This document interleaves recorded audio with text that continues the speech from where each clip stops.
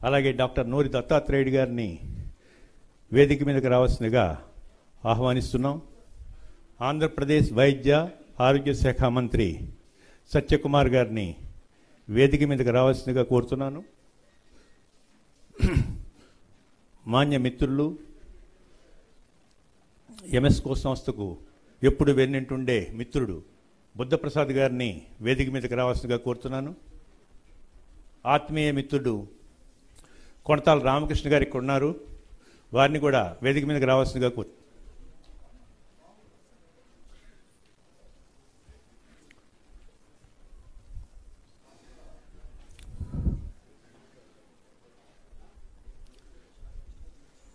ఇది ఒక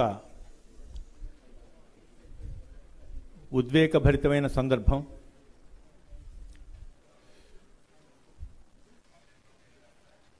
నేను అత్యంత అభిమానించే ఒక నాయకుడు నేను ప్రచురించిన ఒక పుస్తకాన్ని, అలాగే నేను అత్యంత గౌరవించే ఒక డాక్టర్ గారు తన ఆత్మకథ రాస్తే ఆ ఆత్మకథను ఆవిష్కరించడం రావటం నేను చాలా ఆనందపడే సందర్భం.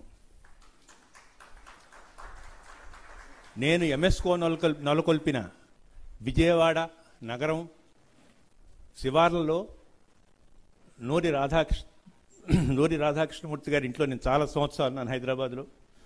వారు ఎన్టీ రామారావు గారికి ఇంటెలిజెన్స్ ఆఫీసర్గా పనిచేసేవారు. అప్పటి నుంచి నాకు నూరి దత్తాత్రేయుడు గారితో పరిచయం ఉంది. అంటే దత్తాత్రేయుడు గారి ఇంట్లోనే నేను ఆల్మోస్ట్ 14 సంవత్సరాలు ఉండి నా కూతురు పెళ్లి చేశాను.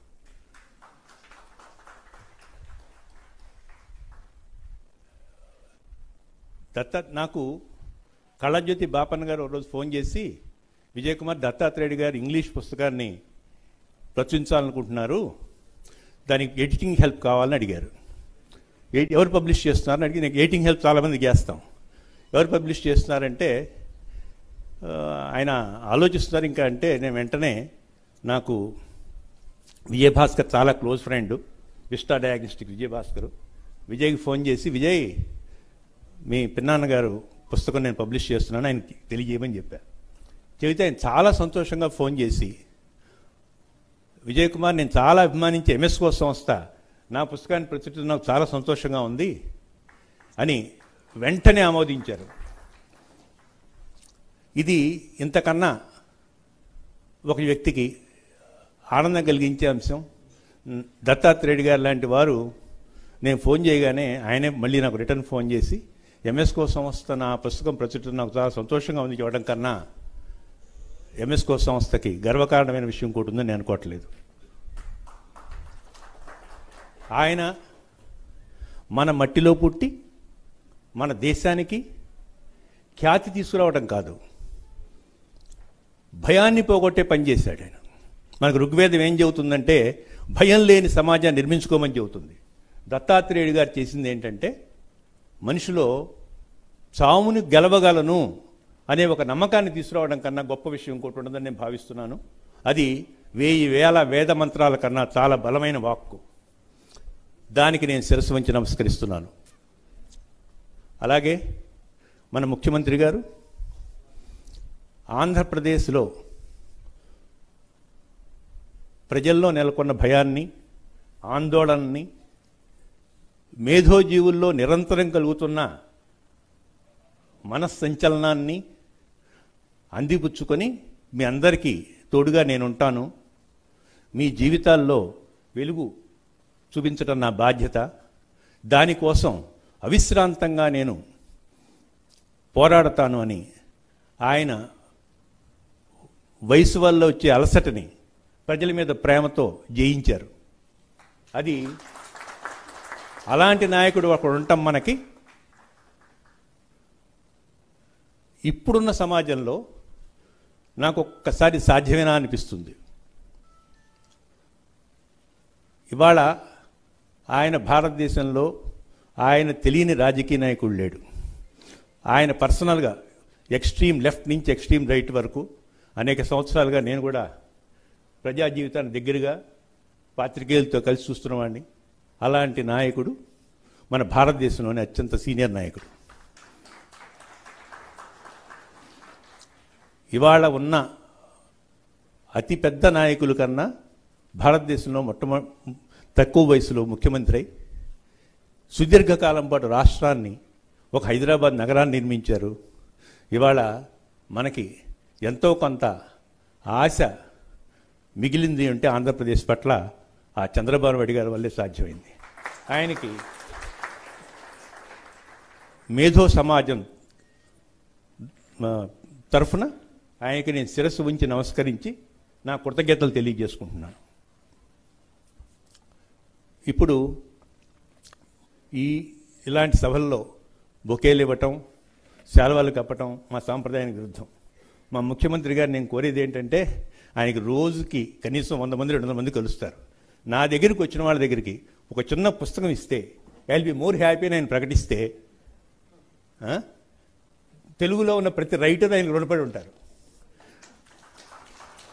ముందుగా మన ముఖ్యమంత్రి గారికి యునెస్కో ప్రచురించిన పుస్తకాలని, అందులో మన టంగుటూరు ప్రకాశం గారి నా జీవిత యాత్ర అనే అద్భుతమైన గ్రంథాన్ని, ఆయన రాసిన ఆటోబయోగ్రఫీ, అట్లాగే రాజమోహన్ గాంధీ రాసిన పుస్తకాన్ని నా పార్ట్నర్ సుధీర్ అందజేస్తాడు.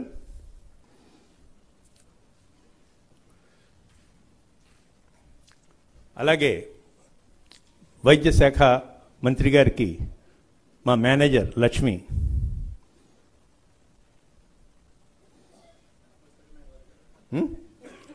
మీ పుస్తకం ఇవ్వట్లేదు ఇక్కడ. కాకపోతే మెజార్టీ 4 స్టేజీ మీద ఉంటే, 5 స్టేజీ మీద ఉంటే, 4 నా రైటర్స్ ఇంక్లూడింగ్ చీఫ్ మినిస్టర్ గారితో కలిసి ఆయన రాసిన మనసులో మాట నేనే ప్రచురించా. సత్య నా రైటరు, బుద్ధప్రసాద్ గారు నా రైటరు, దత్తాత్రేయుడు గారు, రామకృష్ణ గారు రాయట్లేదు, ఏం చేయను. రామకృష్ణ గారు కూడా మిత్రుడైనప్పటికీ మా అబ్బాయి చరణ్ని బుద్ధప్రసాద్ గారికి యునెస్కో ప్రచురణ చదివే వాళ్ళు ఒకరు ఉన్నారు కదా.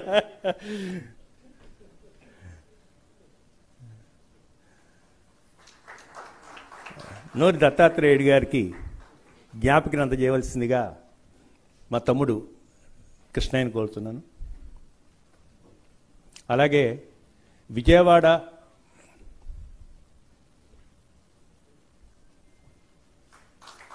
సుధీర్ని రామకృష్ణ గారికి పుస్తకం అందజేయవలసిందిగా కోరుతున్నాను.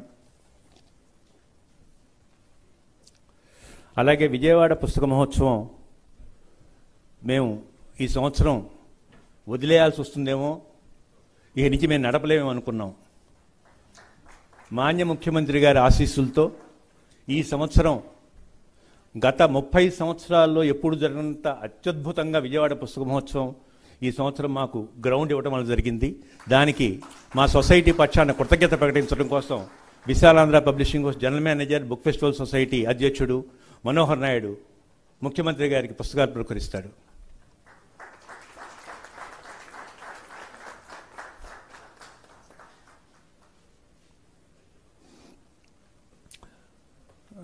సుప్రసిద్ధ వైద్యుడు, నా ఆరోగ్యానికి కాపలాదారు మా కళ్యాణ్ రామ్ ఉన్నాడు. కళ్యాణ్, ముఖ్యమంత్రి గారికి ఒక పుస్తకాన్ని బ్రోకరించవలసిందిగా కోరుతున్నాను. నా ఆరోగ్యాన్ని కాపలాదారంటే ఈ విల్ టేక్ కేర్ ఆఫ్ మీ అని.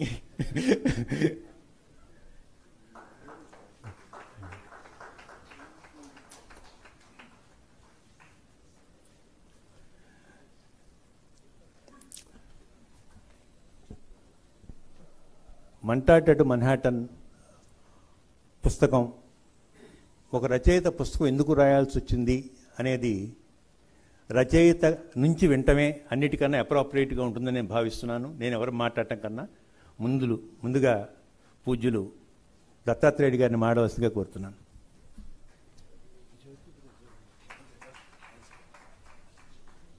జ్యోతి ప్రజ్వలన చేసిన తర్వాత మాట్లాడతారు. ముఖ్యమంత్రి గారిని అతిథుల్ని జ్యోతి ప్రజ్వలన కేసు రావాల్సిందిగా కోరు.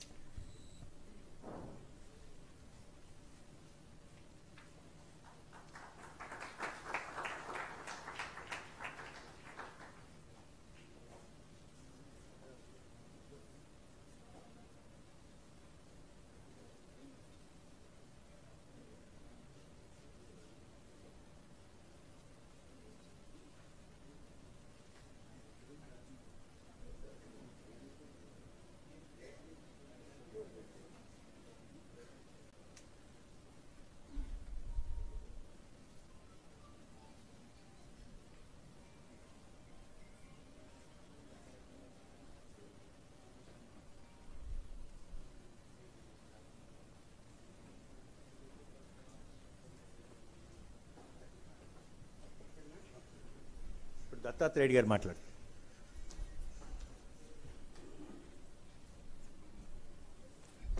గుడ్ ఈవినింగ్ అండి అందరికీను. తెలుగులో మాట్లాడతాను. నమస్కారం అందరికీను. Honourable chief minister Chandrababu Naidu garu, honourable minister of health and family welfare Satyakumar garu, honourable former deputy speaker and MLA Buddhaprasad garu, and distinguished members in the audience, respected friends and family. This is Telugu English kaluptanu. This is a very momentous occasion in my life. The reason is 360 degrees. This is where I started my life, in Vijayawada, Krishna district. And with God's grace and Guru's blessings and my teacher's blessings, I have accomplished a lot and come back here to release my autobiography book by no other than our Chief Minister. One thing, I don't want to be shy with my own Telugu people. There is no university where I did not go as a visiting professor in the globe. There is no country who would not honor me around the globe. Keep that all outside the Atlantic, other side of the Atlantic.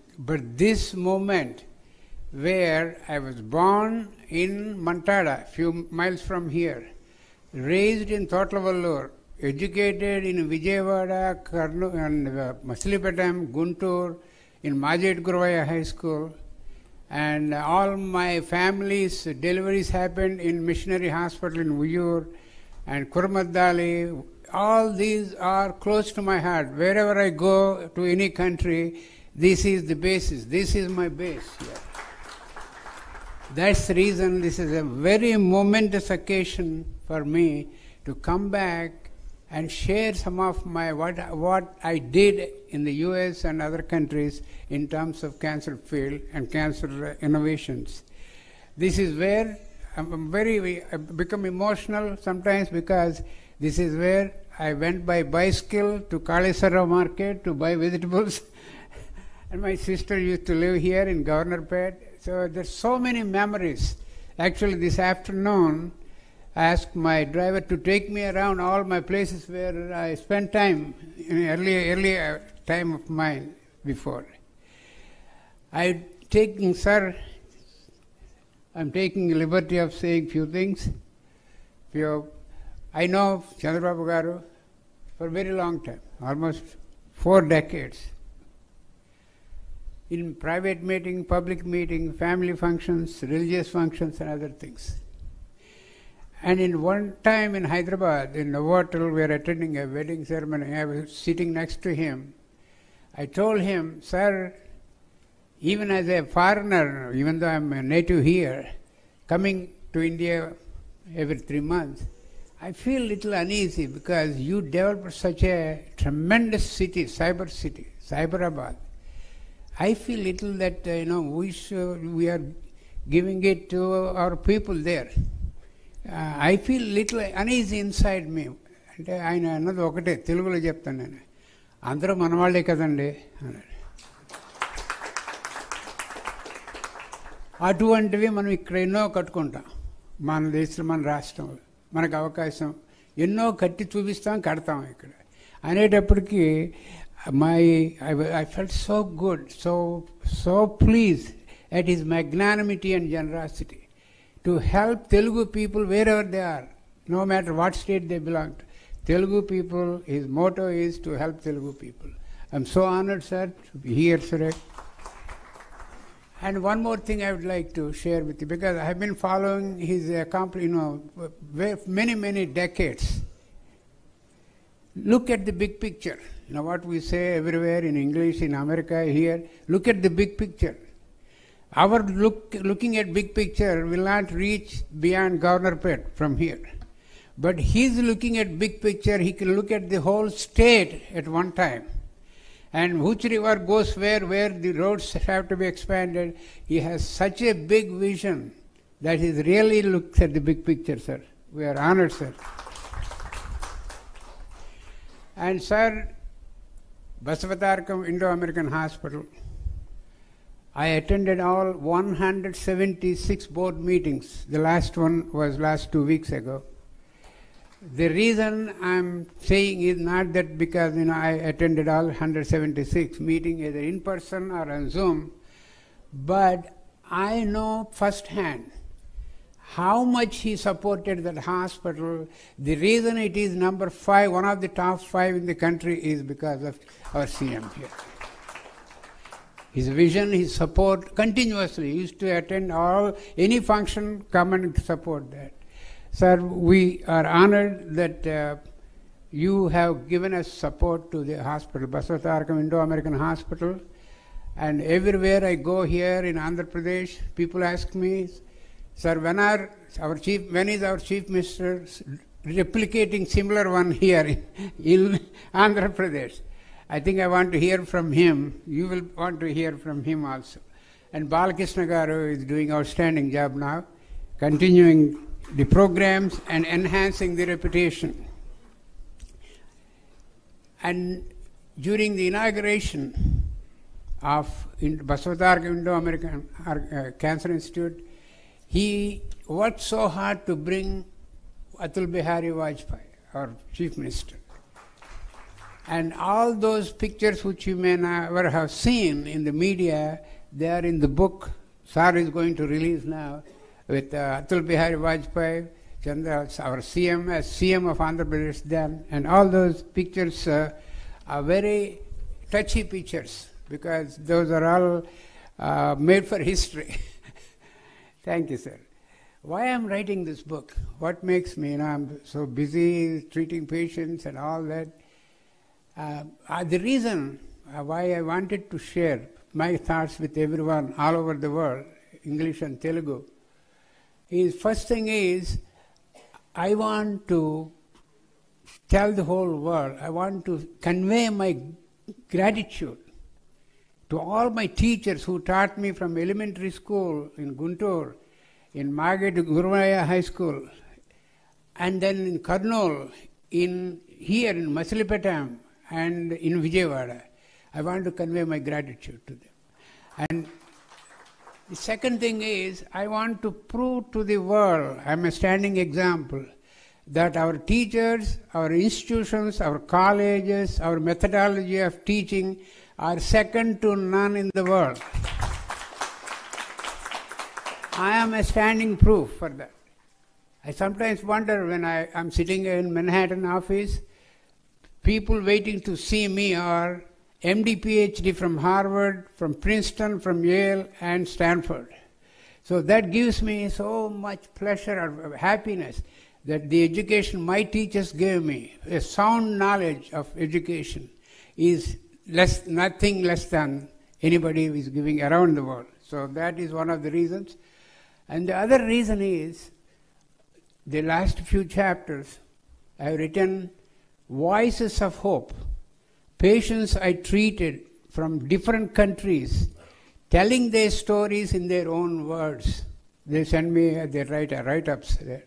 Those people, patients who are living for 10 years, 15, 20, 30 years, very long. To just give an example to our new patients, cancer patients, that cancer can be beaten, it's not a death sentence anymore.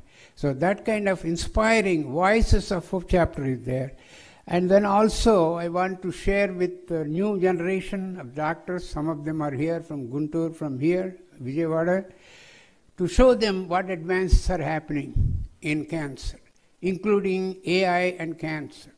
So those are some of the things I want to put together everything and present to my people here, and also the value of the family values, all that I added a few chapters. That's a few reasons why I want to come up with this book. And MS Vijay Kumar Garu did an outstanding job. You are going to see the book right now here. My early life was rather little turbulent and not so smooth, because I lost my father at the age of 5 in near Kurmadali, that river, that old lake is the river. And my mother brought us up, unconditional love, unconditional support of my brothers, and each one getting educated and giving help to the next one. I will not go into more details of that, but it was a very touchy early period for me. And my mother is my model, role model, my guru, my everything here. And she sacrificed everything in her, small bangles, small gold necklace, gold chains, all that, to pay for the tuition of one of the brothers, including. As the last child in the house, I witnessed everything.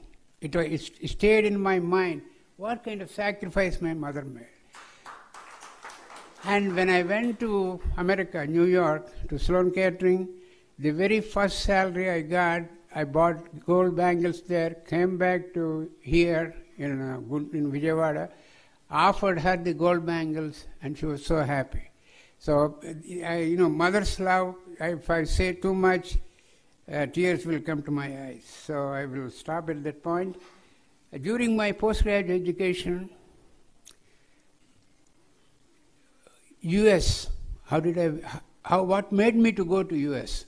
Everything is predetermined but well determined with God's grace. Baba, Shirdi Baba, I'm a devotee of Shirdi Baba. God's grace and Guru's grace, mother's love are all important. When I was doing post-graduation in Hyderabad, in Osmania, a group of doctors came from Memorial Sloan Kettering Cancer Center to visit and give lectures and all that. Because some kind of blessing or Purva Janma, I was put in charge of their visit there. So they were so impressed with me, the way I presented to them, my research and all that. The head of Sloan Kettering gave me a business card. If at all, if you come to New York, call me in New York. So that business card is the turning point for me. Business card, turning point for me. And then when I was doing rotation from Osmania to MNJ Cancer Center, I witnessed then, this is in mid-70s, the treatments were so obsolete and very backward, because that was a long time ago. That was like that for everywhere. And my professors asked to do something with treatment, radiation, and other things, which gives a lot of exposure to nurses, to everyone in the room and all that. I refused to do that. Sir, it's not good. What you are asking me is not right. Then I had decided in my mind, it has to change. If at all I get a chance to go to America, the first thing I will do is change the technology, introduce new technology for cancer treatment. That's what I did when I went to America. The first few years I worked so hard at Sloan Kettering, developed a robotic machine to deliver radiation, and that robotic machine is available every single hospital now in India and all over the world. All over the world. So that gives me so much gratification that whatever I did contributed a lot to cancer care. And how did I go to Kuala Lumpur, America first? I used to have a friend, Vasireddy Chandrasekhar. You must be watching this live in Chicago now. He's the son-in-law of Prasad Garu, who is chairman of National Art Pictures, those days, sir. And in Chikkadpalli, or NTR sir used to go there for breakfast, and I used to see him there because Chandrasekhar and myself were doing post-graduation in Hyderabad. So he helped me. I don't have money to go to America. So he helped me to go to Kuala Lumpur. We landed first in Chennai, went to NTR Gar's house, had a meal, and then flown to the Kuala Lumpur. And then he went to America first, then I followed him. We still exchange. He's a friend, you will never forget. So in the book I mentioned about his name and his contribution to me. I landed in America with $15 in my pocket. $15 in my pocket. And remember, I have $1 million business card in my pocket. The gentleman gave me. So I went straight to Memorial and presented that to the top administrator there. And he said, if that Dr. Frank Illis, his name is, he gave a business card, that means he already interviewed you. You don't need an interview. And we are offering you a job there. So at Sloan Kettering, I worked very hard, and I moved from assistant professor, associate professor, to full professor, to chairman of the department, to the director of the hospital, all in the same place. All in the same place. So that's where, when I was at Sloan Kettering, the continuous research teaching, I trained more than 300 doctors, fellows. They are all over the world now. That's where I used to get patients from India, all VIPs, ministers, even including President Sanjeev Reddy. I'll tell you about him a little later. And I have the blessing of treating Basavatarakam Garu. And NTR Garu came to Pittsburgh for a meeting during that time. And they both asked me, Dr. Garu, we have to establish, for our Telugu people, we have to establish a state-of-the-art cancer facility in Andhra Pradesh. That is the result of Basavatarakam Indo-American Hospital. And that really happened. I'm so proud I'm associated with that. And we are celebrating 25th anniversary on this June 15th, sir. I'm very proud to be associated with that. Sanjeev Reddy Garu was also my patient. He went for a checkup in Delhi. He is a sitting president at that time. He went for a checkup, found a lump in the lung, and they don't want to touch him, All India Institute of Medical Sciences. So they asked him to go to Sloan Kettering. And because of his poor lung function, we cannot take out the lobe. So I had to design a new treatment for him on the spot in the operating room. And I did that. He survived 18 years after that. 18 years after that. And when he left New York, in Indian ambassador's house, he asked me to come. He asked me, Dr. Noreen, you saved Indian president's life. What I can do for you? I said, I don't need anything. I need your blessings. He asked me, offer anything I can do as president. Sir, I need your blessing. That's all carries me forward. So there are so many other dignitaries I have treated. Some of them I can mention to you, some of them I cannot because of privacy. Ash Chopra's wife, so many people, I will not go into details. And Nargis Dutt. And one time I will share with you, this is because I feel good about this, coming from a small place in Mantada, going all the way to America. I got a call from New Delhi from one of the richest men in India that his wife has cancer, and if I can spare 3 days to come here to India and see her and treat her or recommend something. He said, I'll take care of everything for you, sir. You come to India. 3 days is enough to just come and see her. So I said, okay, he will send me a business class ticket or a first class ticket, Air India or Emirates. And I got a call, you will get a limousine at 11 o'clock, go to this airport, there is a jet waiting for you to bring you to New Delhi. Then in the jet, I'm the only passenger, landed in London only for refueling. Then the whole thing flashes around, where I started here, in Vijayawada, in this Krishna district. So that never comes up. You don't feel arrogant. You feel blessed. You always tell the Guruji, stop God, thank you. This is a blessing from you. So these are also many memorable events for me. And people ask me, even this morning people ask me, what are certain things that keep you going? Keep you going, inspired by others. What else takes you do more things for cancer patients? One is during inauguration, during the foundation stone, sir, laying of the foundation stone of Basavatarakam. On that day, NTR Garu gave a speech, 20 minutes about me. And whenever I feel little, I need inspiration, I turn on the video, I watch that one. What a wonderful, that is, I had to make sure that I keep up to his expectations, always. So that was a wonderful speech, very touchy speech for me. The next one is, as I mentioned to you, I treated so many patients from all over the world. One particular patient, I'll give you example, Zelma Rubinstein from Israel, Tel Aviv. And I treated her a long time ago. As usual, they go to England. And then in England, doctors say, we can't do anything. Go home, take morphine for 6 months. But then they come to America. And small problems, sir, with English people in England. I have nothing against them. Everything has to be in the book to treat. If it's not in the book, you cannot treat. My motto, my lesson to my trainees is, you should be the one writing the book. Don't follow the book.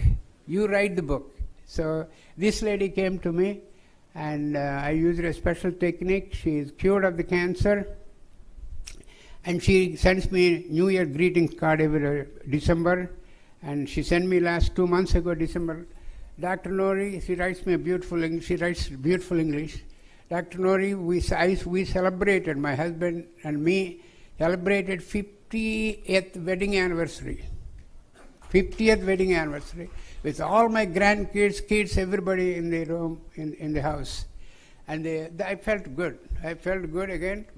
Take blessings from God, Sridi Baba. And then the last sentence was very touchy. We celebrated 50th wedding anniversary, sir. 25 years of which is given by you. So those are the things that makes me going, keeps me inspired. The other thing that keeps me going to be continuously inspiring to me is our Honorable Chief Minister is going to release my autobiography book in the same land, same district that I did my schooling and all my early days here. That is one of my greatest things. And my appeal to everyone is cancer is becoming a very big problem everywhere. There are 200 women die of cancer in India every day. 1,700 citizens dying every day with cancer. It can be stopped. We have plans. I wrote an editorial article in Times of India, Panchamrit solution to address cancer crisis in India, sir. And that I am sending to all the states. It can be done, and it can be done easily under the leadership of our Chief Minister here. Because he has the vision. We are going to use the latest technology, the digital technology, AI here, AI for precision diagnosis, precision screening, precision treatment using AI. It can be done. We will beat cancer. Cancer will not be a death sentence anymore. And our state should be a role model for the entire country to start all these programs. Thank you very much, sir. Thank you.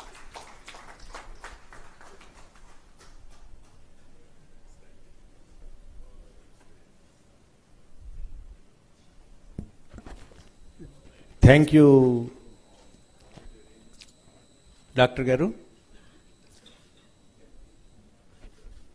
ఇక్కడ ఉన్న వాళ్ళందరికీ ఒక అర నిమిషంలో ఒక విషయం చెప్తాను. ఎవరైనా వాళ్ళు ఒక ఆటోబయోగ్రఫీ రాస్తే అది వాళ్ళ గురించి చెప్పుకోవటం కాదు, వాళ్ళ జీవితంలో పొందిన నాలెడ్జ్ మొత్తాన్ని సమాజానికి అందించటం. ఆటోబయోగ్రఫీస్ రాయటం అనే లక్షణం లేకపోవటం వల్ల తెలుగు సమాజానికి చాలా విపరీతమైన నష్టం జరిగింది. ప్రతి సమాజంలో ఒక పాత్ర పోషించిన ప్రతి వాళ్ళు వాళ్ళ తాలూకు జీవిత అనుభవాలని రికార్డ్ చేయాల్సిన అవసరం ఉంది. ఎంఎస్కో ఆ విషయాన్ని ప్రతి మీటింగ్లోనూ విన్నవించుకుంటూ ఉంటుంది. అలాంటి ఒక పని చేసినందుకు ఇప్పుడైతే డాక్టర్ గారిని అభినందించాల్సిన విషయం కాదు, ఆయన సమాజం పట్ల ఈ పుస్తకం రాసి తను రుణం తీర్చుకున్నారని నేను భావిస్తున్నాను. నా మిత్రుడు సాహిత్యంతో కలిసి తన జీవితాన్ని గడుపుతున్న బుద్ధప్రసాద్ గారు ఉన్నారు, మాట్లాడవలసింది.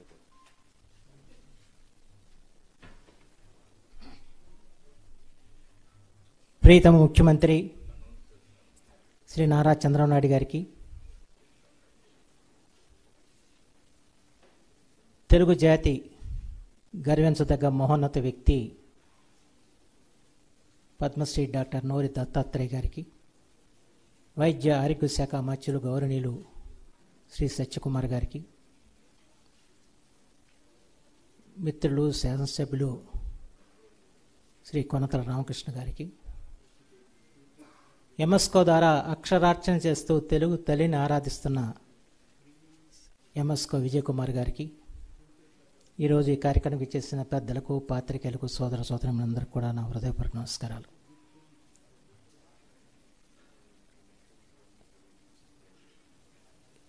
డాక్టర్ నోరి దత్తాత్రేయ గారు రచించిన మంటరా టు మ్యాన్ హంట్ అనే వారి ఆత్మకథని ఆవిష్కరణ కార్యక్రమంలో పాలు పంచిన అవకాశం కల్పించినందుకు ముందుగా నేను ఎంఎస్కో విజయ్ కుమార్ గారికి నా హృదయపూర్వక ధన్యవాదాలు.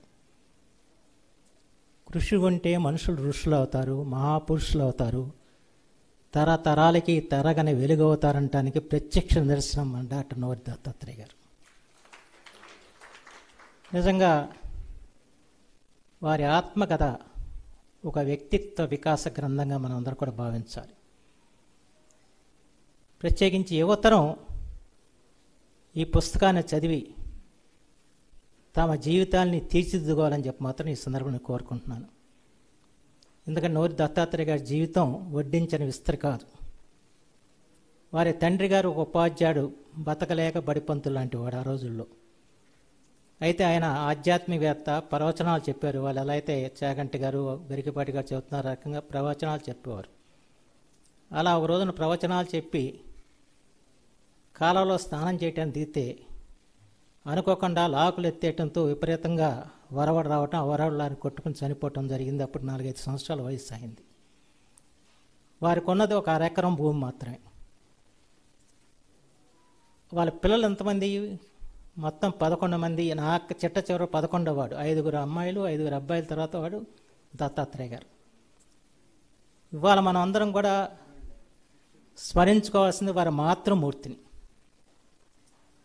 భర్తను కోల్పోయి ఆస్తుపాస్తులు లేకపోయినా కష్టార్జితంతో వారి పిల్లల్ని చదివించి స్థాయికి తీసుకొచ్చిన ఆ మాతృమూర్తిని మాత్రం ఈ రోజున మనం నమస్కరించుకోవాల్సిన అవసరం. ఆమె చిట్ట చివరి గాజుని అమ్మి ఈయన చదివించిందని చెప్పి రాశారు. అందుకే ఆయన ప్రథమంగా ఆయనకు జీతం రాగానే ముందు గాజులు కొని ఇచ్చా అని చెప్పి చెప్పడం కూడా జరిగింది. నాకు 2014 నుంచి దత్తాత్రేయ గారితో పరిచయం. ఎందుకంటే దత్తాత్రేయ గారిని చూస్తానని కానీ లేదా వారితో మాడే అవకాశం నాకు కలిగిద్దని కానీ నాకు తెలియదు. ఇప్పుడు ఊహించాల. మా కృష్ణా విశ్వవిద్యాలయం గీతంలో ఉంటుంది, అపర ధన్వంతరి నోరి అని చెప్పి ప్రతిరోజు పిల్లలు పాడుతూ ఉంటారు. అలాంటి నోరి దత్తాత్రేయ గారి గురించి వింటాం, చదువుతాం, కానీ వారిని చూస్తాను అనుకోలే. కానీ విశ్వయోగ విశ్వంజయ్ గారు 2014 నేను అమెరికాకి వెళ్ళినప్పుడు ఆయన నాకు ఫోన్ చేసి, దత్తాత్రేయ గారు నీ దగ్గరికి వస్తారు, వారు అక్కడ సాయి మంత్రం కట్టారు, నువ్వు చూసిరా అని చెప్పారు. సరే, వారు దత్తాత్రేయ గారు ఏంటి నన్ను తీసుకెళ్తామేంటి నాకు ఆశ్చర్యమైంది. వారు అక్కడ సాయిబాబా మందిరాన్ని తీసుకెళ్తాం కాదు, ఆ సాయిబాబాకి ఒక బంగారు కిరీటం తయారు చేసి ఆ కిరీటం నా చేత అక్కడ ధరింపజేశాడు ఆ దేవుడికి. అంటే ఎంత ఎత్తు ఎదిగినా కూడా ఒదిగున్న గొప్ప వ్యక్తి దత్తాత్రేయ గారు.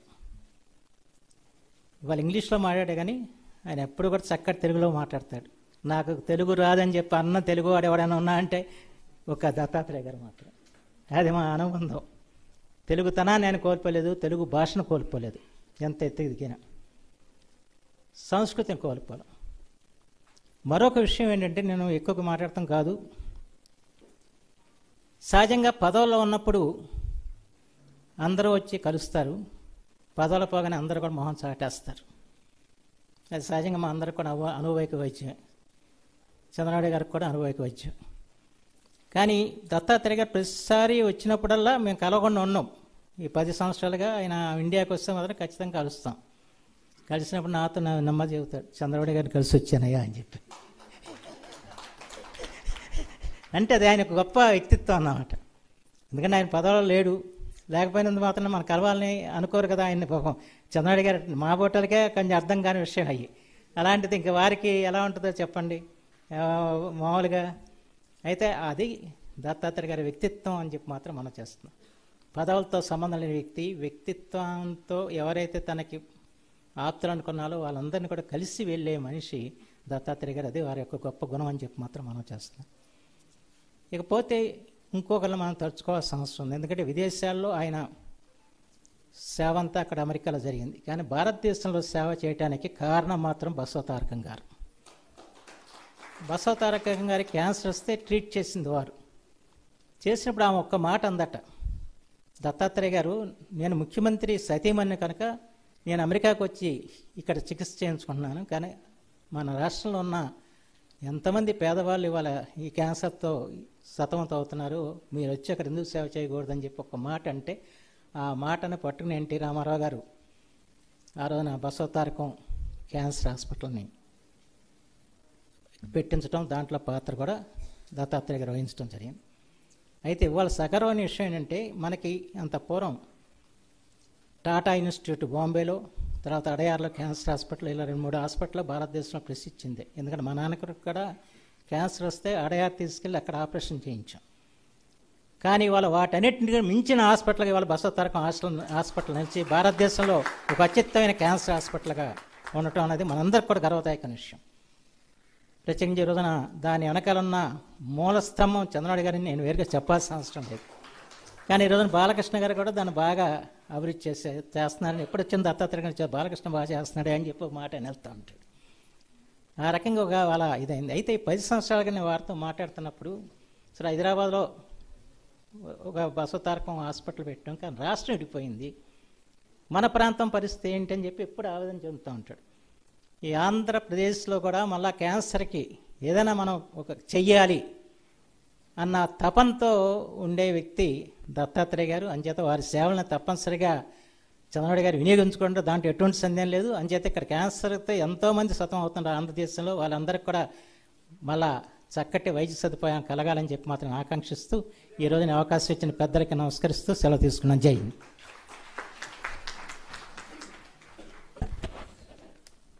విజయవాడ తూర్పు నియోజక శాసనసభ్యులు మిత్రులు రామ్మోహన్ రావుని వేదిక రాసిన కోరుతున్నాను.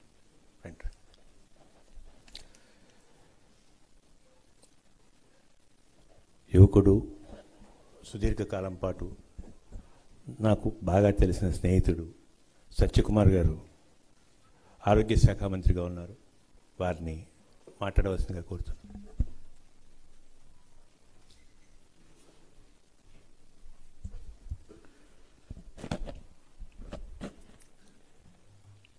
మంటాడా టు మ్యాన్హాటన్ ఒక జీవనయానం పుస్తకావిష్కార కార్యక్రమంలో ముఖ్య అతిథిగా విచ్చేసిన ఆంధ్రప్రదేశ్ రాష్ట్ర అభివృద్ధి ప్రదాత గౌరవ ముఖ్యమంత్రి వర్యులు శ్రీ నారా చంద్రబాబు నాయుడు గారు, ఇవాళ ఈ కార్యక్రమానికి కేంద్ర బంధువు, ఒక తెలుగువారికి ఒక గుర్తింపుని ప్రపంచవ్యాప్తంగా తీసుకొచ్చిన డాక్టర్ నోరి దత్తాత్రేయ గారు, తెలుగు భాష పరిరక్షణ అంటే తెలుగు వాళ్ళకి గుర్తొచ్చే పేరు మందెల బుద్ధప్రసాద్ గారు. ఇక్కడ ఈ రాష్ట్రంలోనే కాదు, మొన్న కూడా వారు తెలుగు రాయ్పూర్కి వెళ్ళి తెలుగు మహాసభలు జరిపి వచ్చారు. సుదీర్ఘకాలం పాటు రాజకీయాల్లో ఉంటూ సేవారంగంలో తనకంటూ ఒక అస్తిత్వాన్ని తెచ్చుకున్న కొంతాల రామకృష్ణ గారు నా శ్రేయోభిలాషి. నేనేదో ఒక పార్టీ సిద్ధాంతాన్ని నమ్ముకొని ఆ పార్టీ అధికారంలోకి వచ్చిన తర్వాత ఈ దేశంలో అది సామాజిక రంగంలో కానీ, ఆర్థిక రంగంలో కానీ, రాజకీయ రంగంలో కానీ తీసుకొచ్చిన ఒక గుణాత్మకమైన మార్పుల గురించి ఆంధ్రజ్యోతి పత్రికల్లో 6 సంవత్సరాల పాటు సత్యకాలం పేరుతో వ్యాసాలు రాస్తే ఆ వ్యాసాలన్నింటినీ సంకలనంగా చేసి ఒక పుస్తక రూపంలో వాల్యూమ్ 1 తీసుకొచ్చి ఇవాళ మళ్ళీ వాల్యూమ్ 2 కూడా తీసుకురాబోతున్నారు. అటువంటి అవకాశం కలిగించిన విజయకుమార్ గారికి, నా సహచర శాసనసభ్యులు గద్దె రామ్మోహన్ గారికి, ఈ సమావేశానికి ఇచ్చేసిన పట్టణ ప్రముఖులందరికీ నమస్కారం.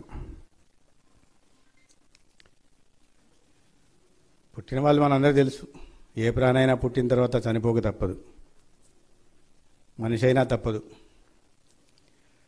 కానీ ఈ సమాజం కోసం జీవించి తాము ఎన్నుకున్న రంగంలో రాణించి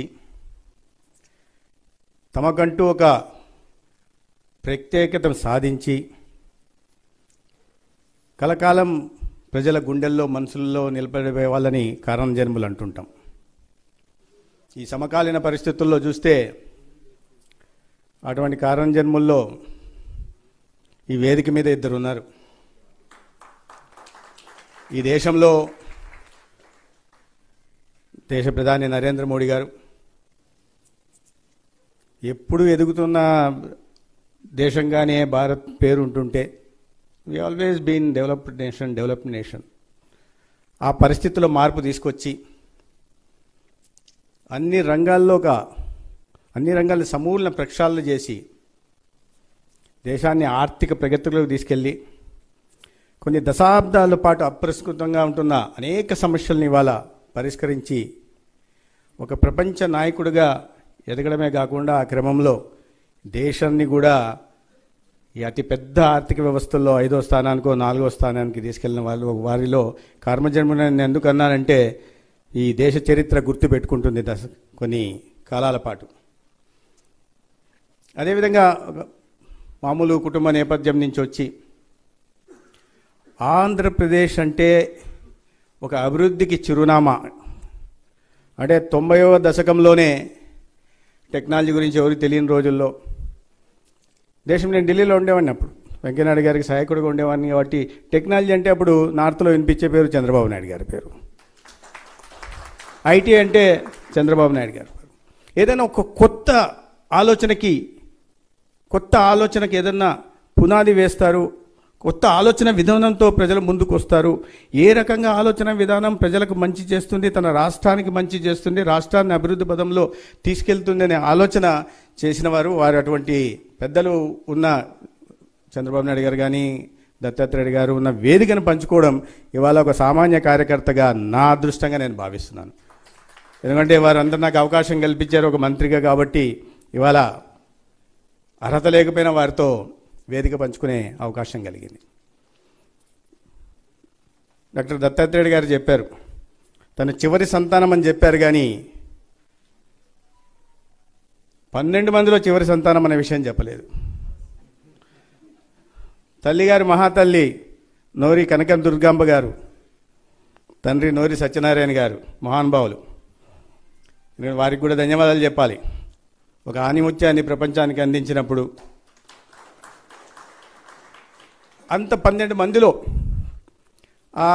ఆనాటి ప్రతికూలతలను ఒడిదుడుకులను ఎదుర్కొంటూ తను ఏదైతే లక్ష్యాన్ని నిర్దేశించుకున్నారో ఆ లక్ష్యం దిశగా సాగి ఇవాళ మంటాడా టు మ్యాన్హాటన్, మంటాడా పేరును మ్యాన్హాటన్లో మాత్రమే వినిపించట్లేదు, తెలుగువారి కీర్తిని విశ్వవ్యాప్తం చేశారు నోరి దత్తాత్రేయ గారు. ఇవాళ భారతీయులు కూడా every Indian can feel now. There's a sense of pride. Yes, the world's one of the renowned oncologist is from India అని.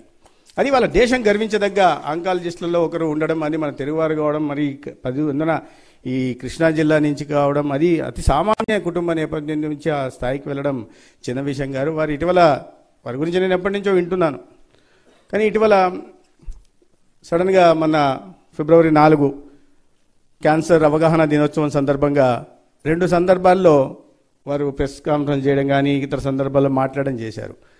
మేమంతా ప్రభుత్వం తరపు నుంచి అవగాహన కార్యక్రమాలు చేపట్టడం కోసం ప్రయత్నం చేస్తుంటే ఒక డాక్టర్ ఎక్కడో ఉండి ఆ సమయాన్ని అక్కడ, మీకు తెలుసు ఇవాళ ఇంత పెద్ద డాక్టర్లకి ఎలాంటి మీరు కొలవడం మొదలు పెడితే 1 నిమిషాన్ని కూడా కొన్ని $100 $1000 కొలవచ్చు.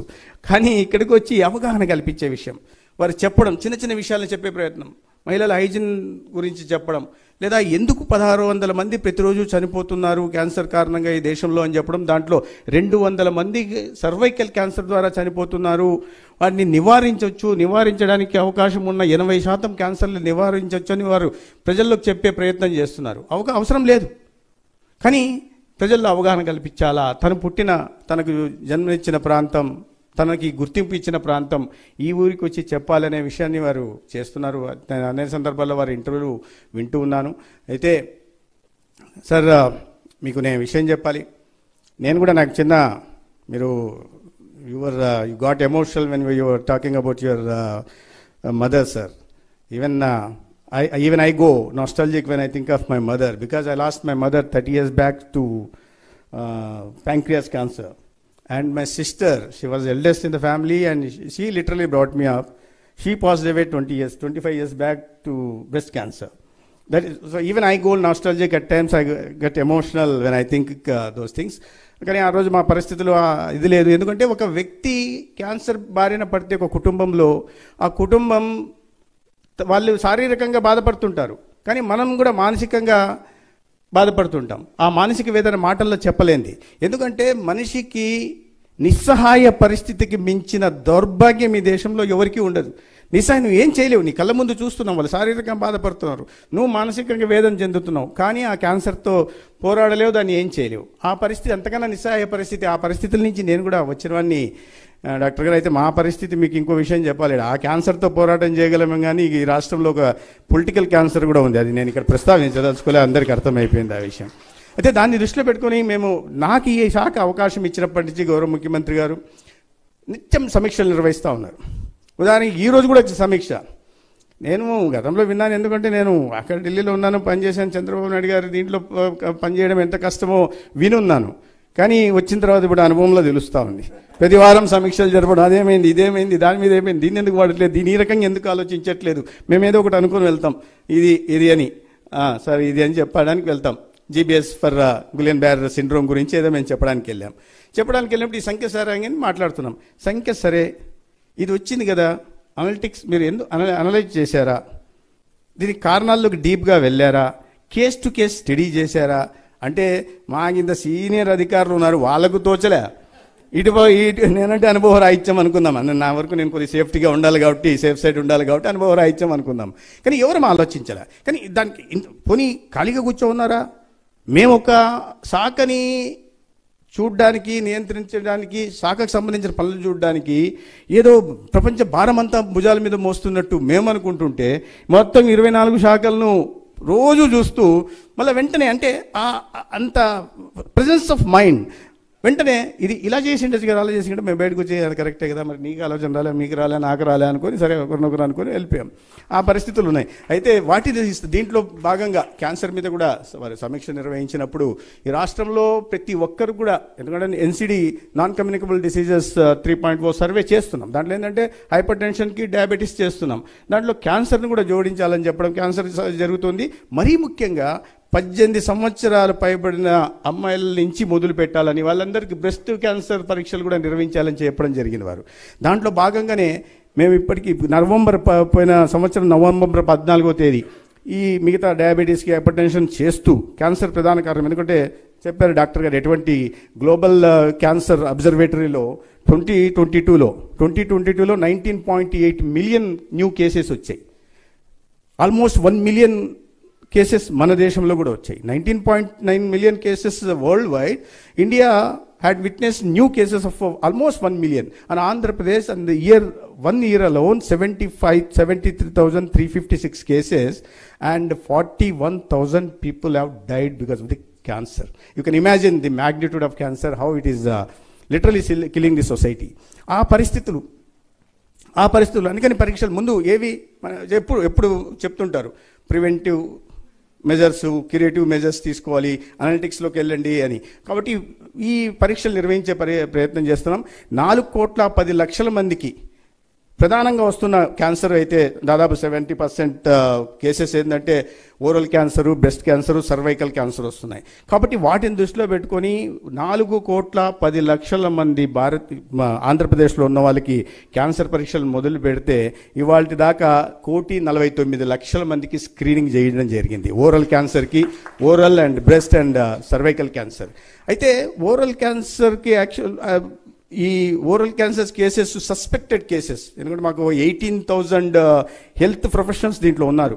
కింద ఆశా వర్కర్ దగ్గర నుంచి, ఏఎన్ఎం దగ్గర నుంచి, కమ్యూనిటీ హెల్త్ ఆఫీసర్ దగ్గర నుంచి, మెడికల్ డాక్టర్స్ దగ్గర నుంచి, స్పెషలిస్ట్ దగ్గర నుంచి సూపర్ స్పెషలిస్ట్ దాకా 17 టీచింగ్ హాస్పిటల్స్ని ప్రివెంటివ్ ఆంకాలజీ యూనిట్స్గా మేము వాడుతున్నాం. ఇది అయిన తర్వాత సస్పెక్టెడ్ కేసెస్ని మళ్ళీ సెకండ్ రౌండ్ ఆఫ్ టెస్టింగ్ చూస్తాం. సెకండ్ రౌండ్ ఆఫ్ టెస్టింగ్ అయిన తర్వాత వాళ్ళని టీచింగ్ హాస్పిటల్స్కి పెడతాం. అట్లా ఓరల్ క్యాన్సర్కి 56,000 మంది సస్పెక్టెడ్ కేసెస్ అయితే దాంట్లో క్యాన్సర్ ఐడెంటిఫై చేసింది మనం రెఫర్ చేసింది టీచింగ్ హాస్పిటల్స్కి 730 దాకా ఉన్నాయండి. అదేవిధంగా బ్రెస్ట్ క్యాన్సర్కి 40+ అయితే, సర్వైకల్ క్యాన్సర్కి 31,000 అయితే 324 కేసెస్ని రెఫరల్ హాస్పిటల్స్కి పంపడం జరిగింది. అక్కడ కూడా ఏం చేస్తున్నాం, మరి అక్కడికి వెళ్ళిన తర్వాత క్యాన్సర్ పేషెంట్ టెస్టింగ్ చేయడానికి ఇబ్బంది ఉండకూడదు కాబట్టి వాళ్ళకి Tuesday, Thursday green channel పెట్టేశాం.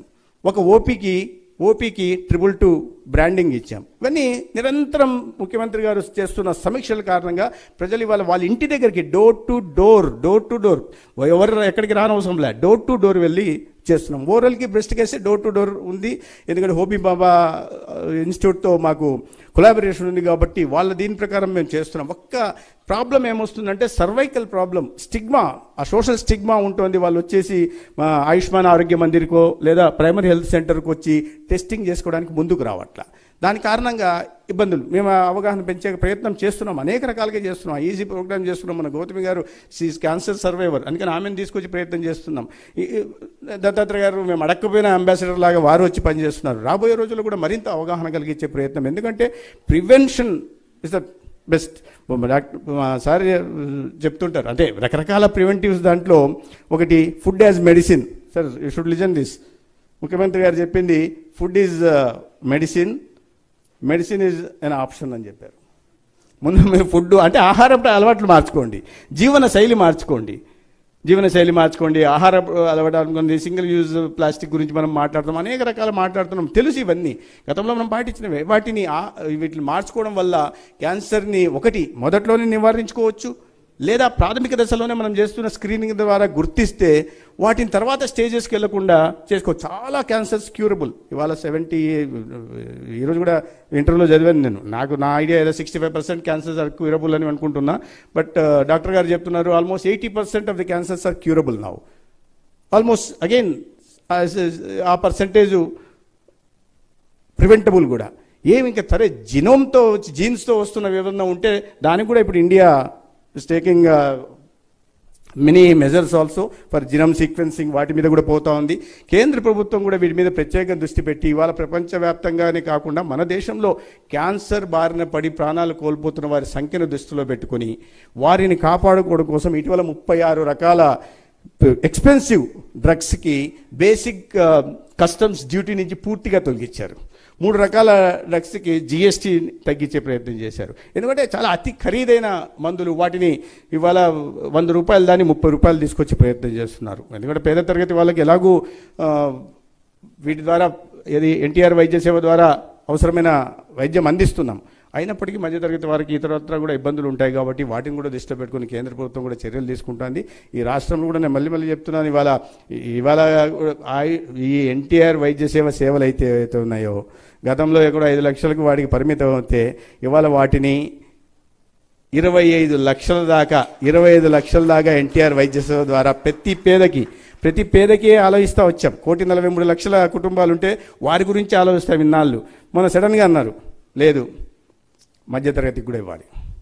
Sir సంఖ్య డోంట్ బాదర్. ఎంత సంఖ్య sir? Again it's an addition of 22 lakh families sir. 1.43 lakh families, an addition of 22 lakh, almost the number goes to 1.65 lakh families. No, మనం ఇవ్వాలా, మధ్యతరగతి పేదలకు కూడా అండగా ఉండాలా, ప్రతి ఒక్కరు కూడా 2.5 లక్షల దాకా ఇన్సూరెన్స్ ఇవ్వాలా. ఎనీథింగ్ అబౌవ్ దట్ ఈ 1.43 crore ఫ్యామిలీస్కి 25 lakhs దాకా నాణ్యమైన వైద్య సేవల్ని ఇవ్వాలా. వారి ఆరోగ్యాన్ని సంరక్షించుకోవాలా. ముందు అవగాహన కలిగించండి, ప్రివెన్షన్ మీద అవగాహన కలిగించండి. తర్వాత ఇది లేకుండా ఇబ్బంది పడుతుంటే మాత్రం ఇక్కడ దాకా అందించాలా. ఎవరి ప్రాణాలు కూడా ప్రభుత్వం నుంచి సహకారం అందలేదు కాబట్టి పోయిన పరిస్థితులు రాకుండా చూడాలి.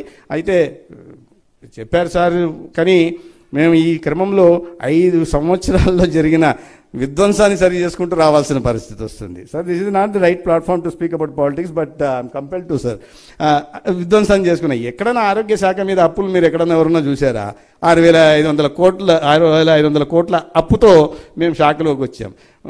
ఇంకా రాష్ట్రం అంతా చెప్తే 10 లక్షల కోట్ల అప్పు ఉంది, ఇంకా మిగతా చెప్పనవసరం లేదు. కానీ ఇటువంటి పరిస్థితుల్లో ఈ ఒక అన్ని రంగాల్లో విధ్వంసం జరిగిన పరిస్థితుల్లోంచి ఇవాళ అనారోగ్య ప్రదేశ్గా ఆంధ్రప్రదేశ్ మారిన నేపథ్యంలో వాటిని ఒక దార్శనికత కలిగిన ప్రజల సమస్యల పట్ల సానుకూలంగా స్పందిస్తూ సెన్సిటివ్గా ఉంటూ ఎక్కడో కూర్చొని ప్యాలెస్లో కూర్చొని ఫిడేలు వాయించుకోవడం కాకుండా ప్రతిరోజు ఉంటూ ప్రతిరోజు అధికారులను మందలిస్తూ ప్రతిరోజు మంత్రుల్ని వాళ్ళ దశ చూపుతూ మార్గదర్శనం చేసుకుంటూ మొత్తంగా ఈ రాష్ట్రంలో ఆరోగ్యపరంగా కానీ అన్ని రకాలు కూడా ప్రజల్ని కాపాడుకోవాలా, మళ్ళీ తెలుగు జాతి గౌరవాన్ని ప్రపంచవ్యాప్తంగా తీసుకెళ్ళాలి. రాబోయే రోజుల్లో మనం స్వర్ణాంధ్ర ఏదైతే సాకారం చేసుకోవాలనుకుంటున్నామో ఒక ఆరోగ్య హెల్దీ, ఫస్ట్ మాకే ప్రిఫరెన్స్ ఇచ్చారు, అందరికి సంబంధించిన కాబట్టి healthy wealthy and happy Andhra Pradesh నిర్మాణం దిశగా నాకు ఖచ్చితంగా వికసిత భారత్ నిర్మాణం ఖచ్చితంగా తిరుగుతుంది. అయితే దానికన్నా ఒక అంబిషియస్ లక్ష్యాన్ని మనం ఆంధ్రప్రదేశ్లో పెట్టుకున్నాం. లక్ష్యం ఎప్పుడు పెద్దదిగా పెట్టుకుంటేనే దాని దగ్గరికి వెళ్ళాల్సి వస్తుంది. $18,000 మనం పర్ క్యాపిటల్ ఇన్కమ్ పెట్టుకుంటే ఇక్కడ $42,000 పర్ క్యాపిటల్ అనుకోండి. $35 ట్రిలియన్ ఎకానమీ మనం టార్గెట్గా పెట్టుకుంటే బై 2047 ఫర్ ఇండియా ఇక్కడ $2.4 ట్రిలియన్ ఎకానమీ పెట్టుకున్నాం. అయితే ఏమైంది అక్కడ ఏదన్నా వికసిత భారత్ లక్ష్యం సాధించాలంటే రాష్ట్రాల భాగస్వామ్యం ఖచ్చితంగా ఉండాలా. చంద్రబాబు నాయుడు గారి నాయకత్వంలో ఆంధ్రప్రదేశ్ మొదటి స్థానంలో ఉంటుంది, స్వర్ణాంధ్ర సాకారం అవుతుంది. అదేవిధంగా వికసిత భారత్ లక్ష్యం దిశగా ఉండి రాబోయే రోజుల్లో 2047కి ఆరోగ్య రంగంలోనే కాదు సస్టైనబుల్ డెవలప్మెంట్ గోల్స్ని అధిగమించి ఏ లక్ష్యాన్ని నిర్దేశించుకుని రాబోయే రోజుల్లో భారతదేశం ప్రపంచంలోనే 1-2 స్థానాల్లో ఉంటుంది.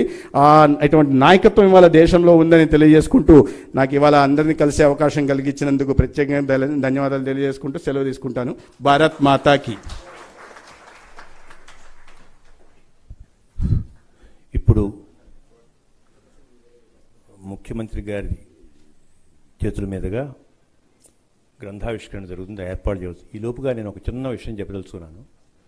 నేను ఒక పుస్తకం ప్రచురించబోతున్నాను. ఆ పుస్తకం PV2 మోడీ అని, హిస్టరీ ఆఫ్ మోడర్న్ ఇండియా. అది కృష్ణారావు అని చాలా సీనియర్ జర్నలిస్ట్, ఢిల్లీలో ఉంటారు, ఆంధ్రజ్యోతిలో పనిచేస్తారు, ఆయన రాస్తున్నారు. దాన్ని మేము భారతీయ భాషలు అన్నింటిలో కూడా ప్రచురించబోతున్నాం. నేను నిన్న ఆ పుస్తక రచన తాలూకు సమీక్ష గురించి కృష్ణారావు నేను కలిసి ఒక 5-6 గంటలు గడిపాం. ఇంచుమించు ఇప్పటికి 850 పేజీలు కంప్లీట్ అయింది. దాంట్లో 380 సార్లు చంద్రబాబు గారి పేరు వచ్చింది. అంటే లెక్కేసా నేను, కృష్ణారావుని లెక్కేసి, ఏంటయ్యా నువ్వు చంద్రబాబు నాయుడు గారు అంటే చాలా అభిమానమా, ఎందుకు పొద్దుగులు ఆయన పేరు రాస్తున్నావు అంటే, భారతదేశంలో గత 40 సంవత్సరాల్లో జరిగిన రాజకీయ పరిణామాల్లో చంద్రబాబు నాయుడు పాత్ర లేని పరిణామాన్ని నువ్వు నాకు చూపించు. ఆయన వ్యతిరేకంగా జరిగిన పరిణామం కావచ్చు, అనుకూలంగా జరిగిన పరిణామం కావచ్చు, చంద్రబాబు నాయుడిని మినహాయించిన పరిణామం నువ్వు నాకు చూపిస్తే నేను ఈ సెంటెన్స్ కొట్టేస్తానంట కృష్ణారావు. ఆ పుస్తకం నేను ఆల్మోస్ట్ నాకు ఇప్పుడు 66 years, అనదర్ 1.5 yearలో పబ్లిష్ అవుతుంది అనుకుంటున్నాను. ఫస్ట్ వాల్యూమ్ వస్తుంది త్వరలో. అది చంద్రబాబు నాయుడు గారి భారత రాజకీయ యవనిక మీద చంద్రబాబు నాయుడు గారి పాత్ర. ఆయన చంద్రబాబు నాయుడు గారు తెలుగువాడు అవటం మనందరికీ అదృష్టం. ఈ సీనియర్ పాత్రికేయుడు మిత్రుడు వల్లీశ్వర్ గారు ఈ పుస్తకానికి సంపాదకత్వం వహించారు, సహ సంపాదకులుగా ఉన్నారు. ఆ పుస్తకం నిర్మాణంలో చాలా ఇంపార్టెంట్ పాత్ర పోషించారు. వారిని కూడా ఈ గ్రంథావిష్కరణలో జాయిన్ కావాల్సిందిగా కోరుతున్నాను. వల్లీశ్వర్ గారు చంద్రబాబు నాయుడు గారు కూడా చాలా సంవత్సరాల నుంచి తెలుసు, తిరుపతిలో కూడా పనిచేశారు వల్లీశ్వర్. పుస్తకం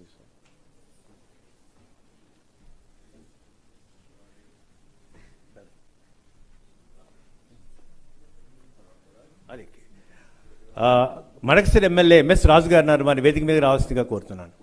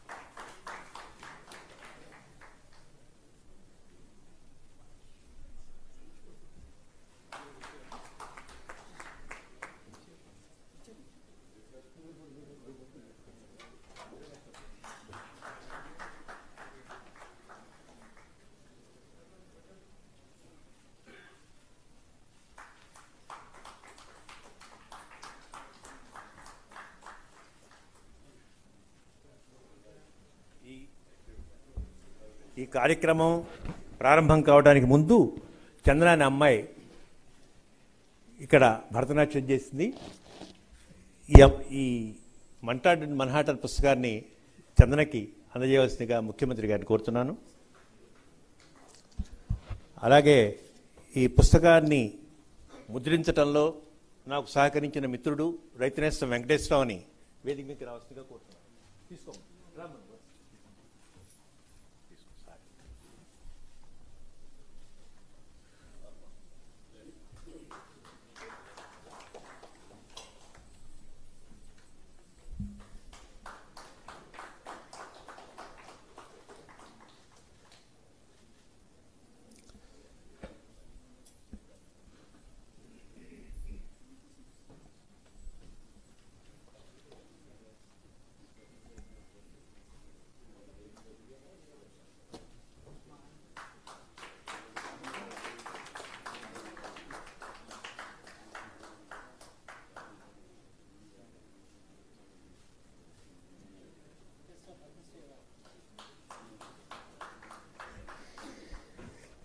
ఆయన వెంకటేశ్వరరావు రైతుల కోసం చేసిన విశిష్టమైన సేవలకు గుర్తింపుగా భారత ప్రభుత్వం అతన్ని పద్మశ్రీ అవార్డుతో గుర్తించింది.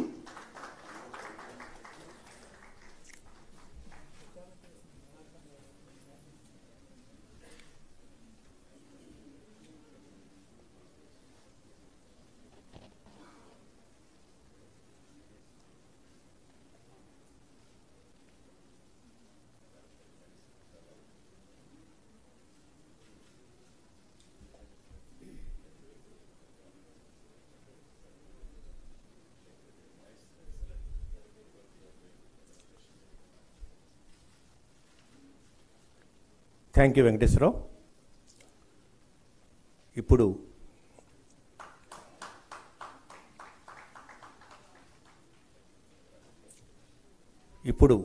ఈ సభను ఉద్దేశించి ప్రశ్నించవలసిగా మాన్య ముఖ్యమంత్రి వర్యులు చంద్రబాబు నాయుడు గారికి విన్నవించుకుంటున్నాను.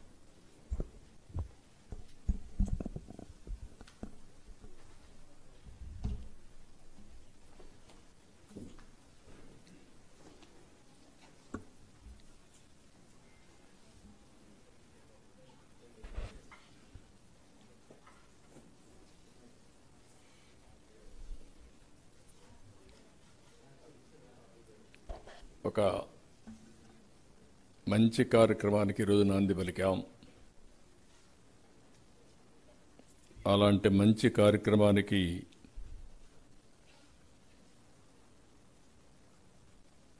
శ్రీకారం చుట్టినటువంటి గ్రంథ రచయిత డాక్టర్ నోరి దత్తాత్రేయ గారు,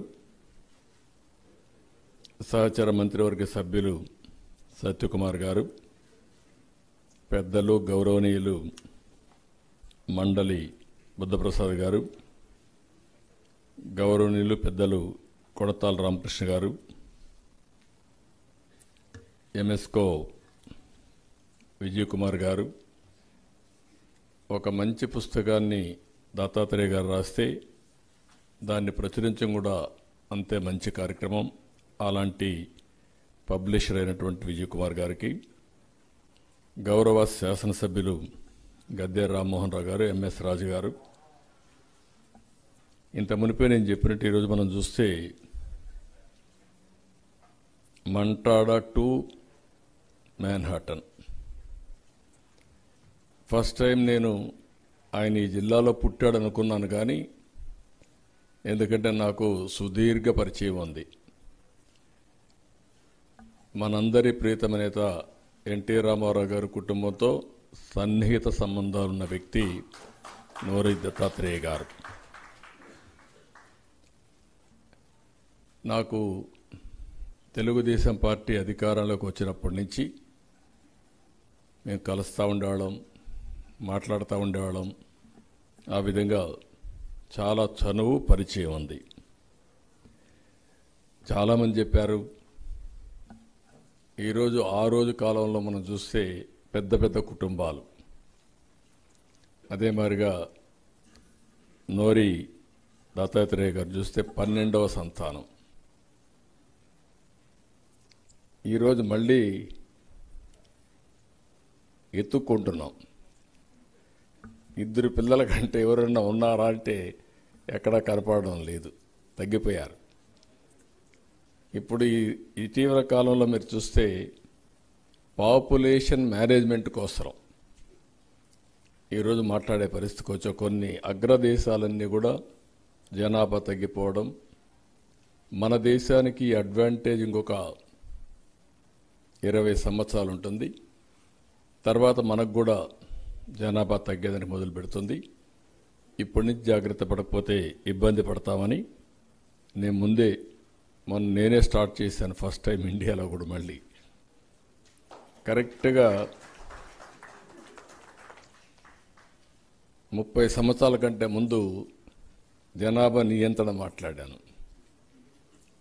అనేక నిబంధనలు పెట్టాను, మోటివేట్ చేశాం. కానీ ఈరోజు మళ్ళీ నేనే రివర్స్ చేసే పరిస్థితి వచ్చిందంటే ఓసారి చరిత్ర. అయితే దత్తాత్రేయ గారిని చూసినప్పుడు ఆ తల్లిదండ్రుల్ని పుణ్య దంపతులు కూడా ఒకసారి మనం గుర్తు చేసుకోవాలి. నోరి సత్యనారాయణ గారు, నోరి కనక దుర్గాంబ గారు. ఆకడ వారు చెప్పారు ఏ విధంగా కష్టపడ్డాం. ఆయన జీవితం కూడా ఏదో అన్నీ వడ్డించిన విస్తరి కాదు. అయితే ఒక మారుమూల గ్రామంలో పుట్టిన వ్యక్తి ఈరోజు మనం చూసినప్పుడు పమిడిముక్కల మండలం మంటాడ గ్రామం. ఆయన ఇక్కడ పుట్టి అమెరికానే కాకుండా ఆయన మాటల్లో మనం విన్నాం, ప్రపంచాన్నే మెప్పించిన డాక్టర్, ప్రపంచానికి సేవలు అందించిన డాక్టర్ మనవాడు కావడం, నోరి దత్తాత్రేయుడు కావడం మనందరికీ గర్వకారణం. ఓసారి ఏదో అదృష్టం వచ్చేసింది అనుకుంటాం, కాదు. ఏదో రొటీన్గా పైకి వచ్చింది కాదు. ఒక ప్రగాఢమైన సంకల్పం.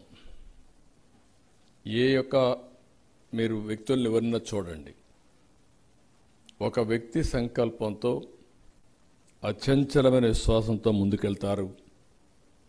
అక్కడి నుంచి వాళ్ళకంటూ ఒక చరిత్ర సృష్టించి భావితరాలకు ఆదర్శం అవుతారు. అవి చూసినప్పుడు నాకు కొంతమంది జ్ఞాపకం వస్తారు. ఎన్టీ రామారావు కూడా ఇదే జిల్లాలో పుట్టి ఒక మామూలు కుటుంబంలో పుట్టి భవిష్యత్తులో కూడా అలాంటి వ్యక్తి మళ్ళా పుడతాడా అనే పరిస్థితి తీసుకొచ్చారంటే అది ఒక చరిత్ర. అలాంటి చరిత్ర సృష్టించారు. ఏ రంగంలో ఉన్నా అక్కడ చేసే పరిస్థితి వచ్చారు. వారి ప్రయాణాన్ని మనం విన్నాం. మామూలుగా ఇక్కడనే చదువుకొని అక్కడి నుంచి మీరు చూస్తే ఇక్కడే పియూసీ, బీఎస్సీ ఆంధ్ర జాతీయ కళాశాలలో పూర్తి చేసుకుని కర్నూలులో ఎంబీబీఎస్ చేసి ఉస్మానియాలో పీజీ చేసి అదే మరి గాంధీ ఆసుపత్రిలో కొన్నాళ్ళు ఉస్మానియా యూనివర్సిటీలో అనుబంధంగా ఉన్న రేడియం ఇన్స్టిట్యూట్ అండ్ క్యాన్సర్ హాస్పిటల్లో రెసిడెంట్ డాక్టర్గా పనిచేయడం. అక్కడ ఆయన ఒక సంకల్పం, ఓసారి భగవంతుడు కూడా కొన్ని అవకాశాలు ఇస్తారు. అందరి జీవితాల్లో మీరు చూస్తే ఒక్కొక్కరి జీవితంలో ఒక్కొక్క మలుపు తిరిగే సంఘటనలు వస్తూ ఉంటాయి. అలాంటి మలుపు తిరిగే సంఘటనలు అందిపుచ్చుకున్నవారు ఏ స్థాయికైనా రీచ్ అయ్యే పరిస్థితి వస్తారు. ఒకవేళ అలాంటి వచ్చినా వదిలిపెట్టిన వాళ్ళు అక్కడే ఉంటాం. ఆయన మీరు ఒకసారి చూస్తే అమెరికా నుంచి వచ్చినప్పుడు వాళ్ళు ఒక కార్డు, విజిటింగ్ కార్డు ఇస్తే ఆయన సంకల్పం, ఒక ఇంట్యూషన్ ఎట్లా పనిచేసిందంటే మళ్ళీ నేను అమెరికాకు పోవాలని అక్కడికి వెళితే ఒక చిన్న కాంటాక్ట్, ఆ కాంటాక్ట్లో కూడా మనం చూడాలి, అది ఒక మిరాకిల్. అంటే ఆయన సిన్సియారిటీ, ఆ డాక్టర్ని మెప్పించాడు ఆ వయసులో అంటే ఆయన సిన్సియారిటీ, ఆయన సబ్జెక్ట్ చూసిన తర్వాత ఈ కుర్రవాడికి భవిష్యత్తు ఉంది, ఎప్పుడైనా నువ్వు వస్తే నన్ను కలవమని చెప్పాడంటే అది నోరి దత్తాత్రేయ గారి గొప్ప విషయం అని చెప్పి కూడా నేను మీకు తెలియజేస్తున్నా. ఆ సంకల్పమే ఆయన్ని ముందుకు తీసుకెళ్ళింది. ఆయన చెప్పినప్పుడు ఒక మాట అన్నాడు, ఆ హాస్పిటల్లో నేరుగా అప్పటికే ఇంటర్వ్యూ కూడా లేకుండా ఇచ్చారంటే అది వారి యొక్క ఒక విశిష్టత, లేకుంటే ఆయన యొక్క మెరిట్ అది. అక్కడి నుంచి మీరు చూసినప్పుడు అంచెలంచెలుగా ఎదిగాడు. అంచెలంచెలుగా ఎదిగి ఈరోజు ఈ స్థాయికి వచ్చాడు. వారిని వాళ్ళ తల్లిని గురించి వారు చెప్పారు. అదే మాదిరిగా ఆయన వైఫ్ కూడా, ఎవరైతే సుభద్ర గారు, ఆవిడ కూడా డాక్టర్, డాక్టర్ కూడా డాక్టర్. ఆ కుటుంబం మొత్తం డాక్టర్స్గా ఉండి ఒకరికొకరు సహకరించుకున్నారు. ఆ కుటుంబాన్ని, ఆ తల్లిదండ్రులని ఒకసారి గుర్తు చేసుకుంటూ మరొక్కసారి మనస్ఫూర్తిగా అభినందిస్తున్నాను. వైద్య రంగంలో మీరు చూస్తే చాలా అవార్డ్స్, ఒకటి రెండు కాదు. American cancer society clinical fellowship faculty award ఇచ్చారు. అదే సమయంలో లేడీస్ హోమ్ జనరల్ నిర్వహించే సర్వేలో మహిళల క్యాన్సర్ నివారణలో ఉత్తమ డాక్టర్గా అవార్డు ఇచ్చారు. 95లో మెడికల్ అసోసియేషన్ గోల్డ్ మెడల్ ఇచ్చారు. 2003లో American college of radiation oncology fellowship అందుకోవడం ఆయన అనేక విజయాల్లో ఇది ఒకటి. 50 సంవత్సరాలు మనం అందరం కూడా 50 సంవత్సరాలు వసంతాలు జరుపుకుంటూ ఉంటాం, అన్ని జరుపుకుంటాం. కానీ ఆయన 50 సంవత్సరాలు సుదీర్ఘంగా క్యాన్సర్లో ట్రీట్మెంట్ ఇచ్చాడంటే, అనేక ఇన్నోవేషన్స్ దారి తీశాడంటే మనస్ఫూర్తిగా ఆయన్ని అభినందిస్తున్నాయి. ఈరోజు అమెరికన్ క్యాన్సర్ సొసైటీ ఆయన్ని ట్రిబ్యూట్ టు లైఫ్ అనే అవార్డు కూడా ఇచ్చారు. ఇది వచ్చినప్పుడు ఆయన ఒక స్టోరీ కూడా చెప్పారు. మా మదర్ ఇన్ లా, నా మ్యారేజ్ అయిన తర్వాత ఆవిడకి క్యాన్సర్ వచ్చింది. మా ఫ్యామిలీ అంతా చాలా బాధపడ్డాం. అప్పుడు 2 హాస్పిటల్స్ ఉండేటివి. ఒకటి బాంబే టాటా మెమోరియల్ ఇన్స్టిట్యూట్, 2 అడయార్. అక్కడి నుంచి అమెరికాకు వచ్చినప్పుడు దత్తాత్రేయ గారే ఆవిడ ట్రీట్మెంట్ ఇవ్వడం. అప్పుడు కూడా ఆవిడ ఆలోచించిన విధానంలో మీరు చూస్తే, నేనైతే డబ్బులు పెట్టుకొని రాగలిగాను ఒక ముఖ్యమంత్రి భార్యగా, లేకుంటే ఎన్టీఆర్ భార్యగా ఎంతమందికి అవకాశం వస్తుంది, కాబట్టి ప్రజలకు అవసరమైన ఒక హాస్పిటల్ పెడితే బాగుంటుంది, క్యాన్సర్ హాస్పిటల్ పెడితే బాగుంటుంది అని ఒక సంకల్పాన్ని ఆవిడ చెప్పడం, అది ఎన్టీ రామారావు గారు గుర్తుపెట్టుకొని ఆవిడ చనిపోయిన తర్వాత నోరి దత్తాత్రేయ గారితో మాట్లాడడం, ఆ రోజుటి నుంచి ఆయన అసోసియేట్ అయ్యాడు. ఎప్పుడైతే ఎన్టీఆర్ ఆ సంకల్పంతో 7 ఎకరాలు భూమి ఇచ్చారు, తర్వాత కొన్ని కారణాల వల్ల మేము అనుకున్నంత ప్రోగ్రెస్ చేయలేకపోయాం. ఆ తర్వాత నేను ముఖ్యమంత్రి అయిన తర్వాత ఆలోచించాను, ఎట్టి పరిస్థితులు చేయాలనే పట్టుదలతో మేము హాస్పిటల్ పూర్తి చేశాం. వాజ్పేయి గారు వచ్చి ఇనాగరేషన్ చేయడం, అబ్దుల్ కలాం వచ్చి ఒక ఫంక్షన్లో పార్టిసిపేట్ చేయడం, ఈరోజు వారు చెప్పినట్టు 175 176 జనరల్ బాడీ మీటింగ్స్కి వారు అటెండ్ అయ్యారంటే ఒక మనిషిలో ఎంత పట్టుదల ఉంటుందో ఇది ఒక ఉదాహరణ. Is a very popular doctor. ఆయనే చెప్పారు, ఎవరైనా కొంతమంది ఏంటంటే క్యాన్సర్ అనగానే మనం చాలా బాధపడతాం, భయం కూడా ఉంటుంది, ఎంత డబ్బులైనా పర్వాలేదు. అలాంటి స్పెషల్ ఫ్లైట్స్ కూడా పంపించి క్యాన్సర్ ట్రీట్మెంట్ ఇప్పించుకునే వ్యక్తి దగ్గర హాస్పిటల్ కోసం ఆ రోజు ఈరోజు ఇప్పుడు కూడా ఒకటే చెప్తున్నారు, ఈరోజు హైదరాబాద్లో క్యాన్సర్ హాస్పిటల్ బాగుంది, మళ్ళీ ఇలాంటి హాస్పిటల్ అమరావతిలో పెట్టాలనేది వారి సంకల్పం. డెఫినెట్గా పెడతాం. ఇప్పటికే ల్యాండ్ ఇచ్చాం, దాన్ని ఏ విధంగా లాజికల్గా తీసుకుపోవాలనో వీరితో కూడా మాట్లాడి మేము చేస్తామని చెప్పి కూడా నేను మీకు తెలియజేస్తున్నా. ఈయన ఒకటి రెండు విషయాలే కాకుండా చాలా విషయాల్లో బ్రాకీ థెరపీ, ఎందుకంటే క్యాన్సర్ వచ్చినప్పుడు మనకు చాలా సఫరింగ్ కానీ బాడీ అంతా కూడా ఇది కావడం కానీ అవన్నీ ఉంటాయి. దాన్ని కంట్రోల్ చేయడం కోసం అలాంటి న్యూ టెక్నాలజీ తీసుకురావడం, ఇవన్నీ కూడా ఒక దీంతో ముందుకు పోయే పరిస్థితికి వచ్చారు. ఇంకొక పక్కన మీరు చూస్తే ఈరోజు ఒక నోరీ ఫౌండేషన్ కూడా పెట్టాడు. ఆయన మాట్లాడిన మాటల్లో మీరు చూసినప్పుడు ఆయనకి ఎన్ని అవార్డులకు వచ్చిన దానికంటే ఆయన ద్వారా ట్రీట్మెంట్ తీసుకున్న పేషెంట్లు అప్రిషియేట్ చేస్తే అదే పెద్ద అవార్డుగా ఫీల్ అవుతున్నా అంటే అది ఆయనకు ఉండే పట్టుదల. ఒక ట్రీట్మెంట్ ఇచ్చినప్పుడు ఉండే డాక్టర్కి ఎంత ఆనందం ఉంటుందంటే అంత ఆనందం. ఇలాంటి పేషెంట్ల కోసం నోరీ ఫౌండేషన్ పెట్టి ముందుకు తీసుకుపోయే పరిస్థితికి వచ్చారు. ఇలాంటివన్నీ కూడా మీరు చూస్తే ఇంకొక పక్కన మనం ఆలోచిస్తే అందరూ కూడా క్యాన్సర్ రంగానే ముందు పేషెంట్స్ సగం చనిపోతారు. అక్కడి నుంచి ఇంక నెంబర్ రోజులు లెక్కేసుకునే పరిస్థితి వస్తుంది. అలాంటి దాని నుంచి ఇంకొక పక్కన చూస్తే సఫరింగ్ కూడా చాలా ఎక్కువ ఉంటుంది. మామూలు సఫరింగ్ కాదు. మనం కూడా పక్కనుండే వాళ్ళు కూడా చాలా బాధపడతా ఉంటాం. ఇంకొక పక్క ఆర్థికంగా కూడా బాగా చితికిపోయే పరిస్థితి వస్తుంది. ఒకసారి క్యాన్సర్ వచ్చిన తర్వాత ఆ ఫ్యామిలీ ఆర్థికంగా కూడా పూర్తిగా దెబ్బతినే పరిస్థితి వస్తుంది.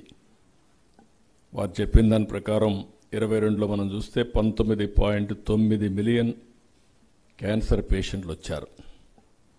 ఇండియా కూడా 3వ స్థానంలో ఉంది. చైనా, అమెరికా తర్వాత మన దగ్గరనే ఎక్కువ ఉన్నాయి. ప్రతి సంవత్సరం 13 లక్షల మంది క్యాన్సర్ బారిన పడుతున్నారు. 9 లక్షల మంది వరకు చనిపోతున్నారు. మన దగ్గర ఒక 70,000 వస్తున్నాయి. అందులో మీరు చూస్తే 40,000 మంది దగ్గర చనిపోయే పరిస్థితికి వచ్చారు. అయితే ఇప్పుడే మన వాళ్ళందరూ చెప్పారు, మా మంత్రి గారు కూడా సత్యకుమార్ గారు చాలా స్పష్టంగా చెప్పాడు. అన్ని స్క్రీనింగ్ కూడా చేస్తున్నారు. 4.9 లక్షల మందికి నోటి క్యాన్సర్ స్క్రీనింగ్ పరీక్షలు చేస్తే దానికోసం ఒక టార్గెట్ పెట్టుకుంటే 1.5 కోట్ల మందికి పూర్తి చేశారు. 56,851 మంది క్యాన్సర్ అనుమానితులుగా గుర్తించారు. 2 కోట్ల మంది బెస్ట్ క్యాన్సర్ పరీక్షలు టార్గెట్గా పెట్టుకుంటే 78 లక్షల మందికి ఇప్పటికే టెస్టులు పూర్తి చేశారు. ఇందులో 32 మంది అనుమానితులుగా గుర్తించారు. 1,68,00,000 మందికి సర్వైకల్ క్యాన్సర్ పరీక్షలు చేయాల్సి ఉండగా ఇప్పటికి 41 లక్షల మందికి చేస్తే 34 మంది అనుమానితులుగా గుర్తించే పరిస్థితి వచ్చింది. ఎంత? 34,000, 34,000 మంది వచ్చారు. అంటే ఇవన్నీ చూసిన తర్వాత ఏ విధంగా మనం కూడా ప్రివెంటివ్, ఇప్పుడే డాక్టర్ గారితో నేను మాట్లాడుతూ ఉంటే నోరి దత్తాత్రేయ గారితో ఒకటే చెప్పారు, ఇవి 80% వరకు క్యూర్ ముందుగానే ప్రివెంటివ్ మెజర్స్ తీసుకుంటే మనం క్యాన్సర్ నుంచి బయటపడే అవకాశం ఉంటుందని చాలా స్పష్టంగా చెప్పారు. వారి యొక్క ఉత్సాహం చూశాను, అభిమానం చూశాను. ప్రపంచంలో ఎన్నో మీటింగ్లకు వెళ్ళారు. విఐపీస్ వెయిట్ చేసే పరిస్థితికి వచ్చారు. Best universities in the world ఆయన దగ్గరకు వచ్చి నేర్చుకునే పరిస్థితికి వచ్చారు.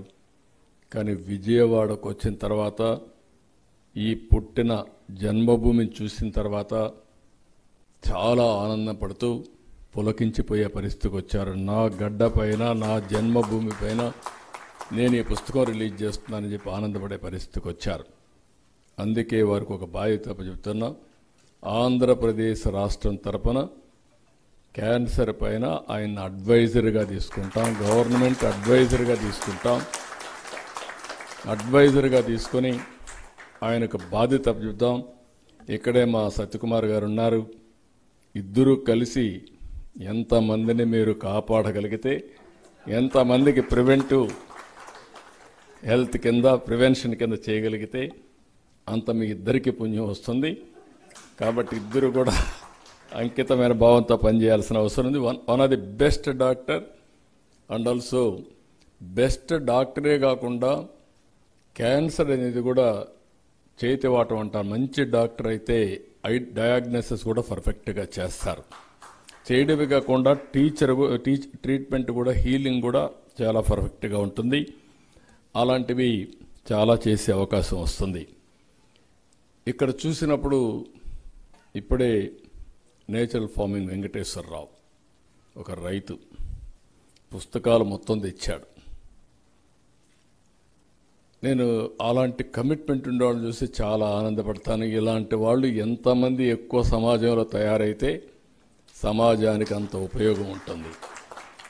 ఆ పుస్తకాలని రాసి ఏ విధంగా మనం మిల్లెట్స్ కానీ ఎరువులు క్రిమిసంహారక మందులు లేకుండా సేద్యవెట చేయాలి, భూమి తాపాన్ని ఎట్లా తగ్గించాలి, ఏ విధంగా మళ్ళీ భూమికి కూడా మనం సేవలు అందించి మన ఆరోగ్యాన్ని మనం కాపాడుకోవాలనే పుస్తకాలు చాలా రాసి వచ్చాడు.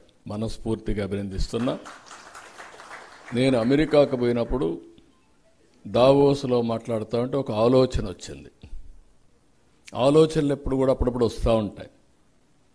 అందరూ మాట్లాడుతూ ఉంటే ఏ విధంగా గ్లోబల్ వార్మింగ్ వస్తూ ఉంది, ఎండలు పెరిగిపోతున్నాయి, టెంపరేచర్ పెరిగిపోతూ ఉంది, వాతావరణం మారిపోతూ ఉంది, దీనికి ఏమేం మార్గాలు ఉన్నాయని ఆలోచించినప్పుడు ఒక పక్క గ్రీన్ ఎనర్జీ, గ్రీన్ కవర్ పెంచడం, ఇంకొక పక్క నేచురల్ ఫార్మింగ్ ఒక మార్గం అని చెప్పి డిస్కషన్కి వస్తే నేను అది ఆలోచించిన తర్వాత సుభాష్ పాలేకర్ అని పద్మశ్రీ అవార్డు గ్రహీత, ఆయన అప్పట్లో ఫార్మర్స్ని మోటివేట్ చేసేవాడు. అతన్ని పిలిపించి నేనంతా ట్రైనింగ్ క్లాసులు పెట్టి ఫార్మర్స్ అందరిని రమ్మని ఓసారి 5,000 మంది 10,000 మంది ఫార్మర్స్ 3-4 రోజులు కూర్చొని నేచురల్ ఫార్మింగ్ మీద, ప్రకృతి సేద్యం మీద, జీరో బడ్జెట్ నేచురల్ ఫార్మింగ్ దీని మీద ప్రమోట్ చేశాం. ఈరోజు నాకు ఎంత గర్వకారణం అంటే ప్రపంచంలోనే ఇంత పెద్ద ఎత్తున నేచురల్ ఫార్మింగ్ జరగడం లేదు. దగ్గర మీరు చూస్తే 10 లక్షల హెక్టార్లలో 10 లక్షల మంది ఫార్మర్స్ ప్రకృతి వ్యవసాయం చేసే పరిస్థితికి వచ్చారు. ఇంకొక పక్కన మీరు చూస్తే ట్రేసబిలిటీకి వెళ్ళాం, సర్టిఫికేషన్కి వెళ్ళాం. ఏ రైతు పండించాడు, ఏ విధంగా పండించాడు, మనం తినే ఫుడ్ ఒకసారి ఇప్పుడే టెక్నాలజీ అంటే అందరూ నన్ను గుర్తు చేస్తూనే ఉంటారు. నేను కూడా ఇంకొక అడుగు ముందుకు పోవడానికే ఆలోచిస్తూ ఉంటాను. ఎగ్జాక్ట్గా 95లో ఐటీ కోసం ఆలోచించాం. ఆ రోజు మీరు చూస్తే హైటెక్ సిటీ కట్టాం. అదే సమయంలో ఇప్పుడే ఎల్ఎన్టీ సుబ్రహ్మణ్యం గారు వచ్చారు. ఈరోజు మాట్లాడుతూ ఉంటే ఆయన అంటున్నాడు, అప్పుడు రామకృష్ణ అని హెడ్ ఉంటే ఆయన దగ్గర పనిచేసేవాడు. ఆ రోజు ఆయన మేము వచ్చాం సార్, మీరంతా చెప్తుంటున్నాం, మీరు అక్కడ తీసుకెళ్ళి హైటెక్ సిటీ కడతానన్నారు. మాకే ఆశ్చర్యం వేసింది. అక్కడ పాములు తిరుగుతున్నాయి, ఇక్కడ హైటెక్ సిటీ ఏంటి? అప్పుడు మేము టీసీఎస్ టాటా కన్సల్టెన్సీ ఉంటే వాళ్ళు రిపోర్ట్ ఇమ్మన్నాం. రిపోర్ట్ ఇమ్మంటే ఇక్కడ ఏం వ్యాపారం జరగదు, క్యాన్సిల్ చేసుకుని వెళ్ళమన్నారు. కానీ మీరు కట్టమంటే కట్టాం, మా డబ్బులు పోయిందనుకున్నాం. మీరు మార్కెట్ చేసి 1 ఇయర్ లోపల ఫుల్గా వచ్చారు, అందరూ వచ్చారు. ఈరోజు హైదరాబాద్ చూస్తే ఆ రోజు గుర్తొస్తుందని ఇప్పుడే చెప్పాడు. అంటే ఒక ఎగ్జాంపుల్ చెప్తున్నా మీ అందరికీ. ఎవరు నమ్మలేదు. ఈరోజు నేను ఏదైనా మాట్లాడితే మళ్ళీ కొంతమంది రాస్తూ ఉంటారు, ఈయనంతా రేపుడు గురించి మాట్లాడుతున్నాడు, ఈరోజు గురించి పనిచేయడం లేదు, ఇలాంటి రాసే వార్తలు కూడా ఉంటాయి. ఈరోజు ఉంది, రేపు ఉంది, ఎల్లుండి ఉంది. ఫ్యూచర్ని గురించి ఆలోచించకపోతే మనం అనుకున్న ప్రగతిని సాధించలేం. ఇప్పుడు అందుకే నోరి దత్తాత్రేయ గారు కోరేది, ఆయన ఏఐ కూడా పర్ఫెక్ట్గా హెల్త్లో ఉపయోగిస్తున్నాడు. నేను ఇంకొక స్టెప్ ముందుకు పోయి ఈరోజు ఏం ఆలోచించానంటే డీప్ టెక్నాలజీ, క్వాంటమ్ కంప్యూటింగ్ ఆంధ్రప్రదేశ్కి రావాలి. ఆ రోజు ఐటీ హైదరాబాద్లో వచ్చింది. ఈరోజు క్వాంటమ్ కంప్యూటింగ్ అమరావతికి రావాలని, ఎందుకంటే సూపర్ కంప్యూటర్లు వచ్చాయి, ఇంకా అనేకమైనటువంటి మార్గాలు వచ్చాయి. భవిష్యత్తులో క్వాంటమ్ కంప్యూటింగ్కి ఫ్యూచర్ ఉంది, డీప్ టెక్నాలజీస్ ఫ్యూచర్ ఉంది, నేచర్ని కాపాడుకునే బాధ్యత మనందరిపైన ఉంది. ఇవన్నీ జరగాలంటే ఆ దృష్టితో మనం ఆలోచించాల్సిన అవసరం ఉంది. అందుకే ఈరోజు నేను పెద్ద కంపెనీలు టీసీఎస్ కానీ, ఎల్ఎన్టీ, ఐఐటి మెడ్రాస్, అదే మరి ఐబిఎం, అదే మరి government of India department of science and technology వీళ్ళందరినీ కూర్చొని పెట్టి మాట్లాడాం.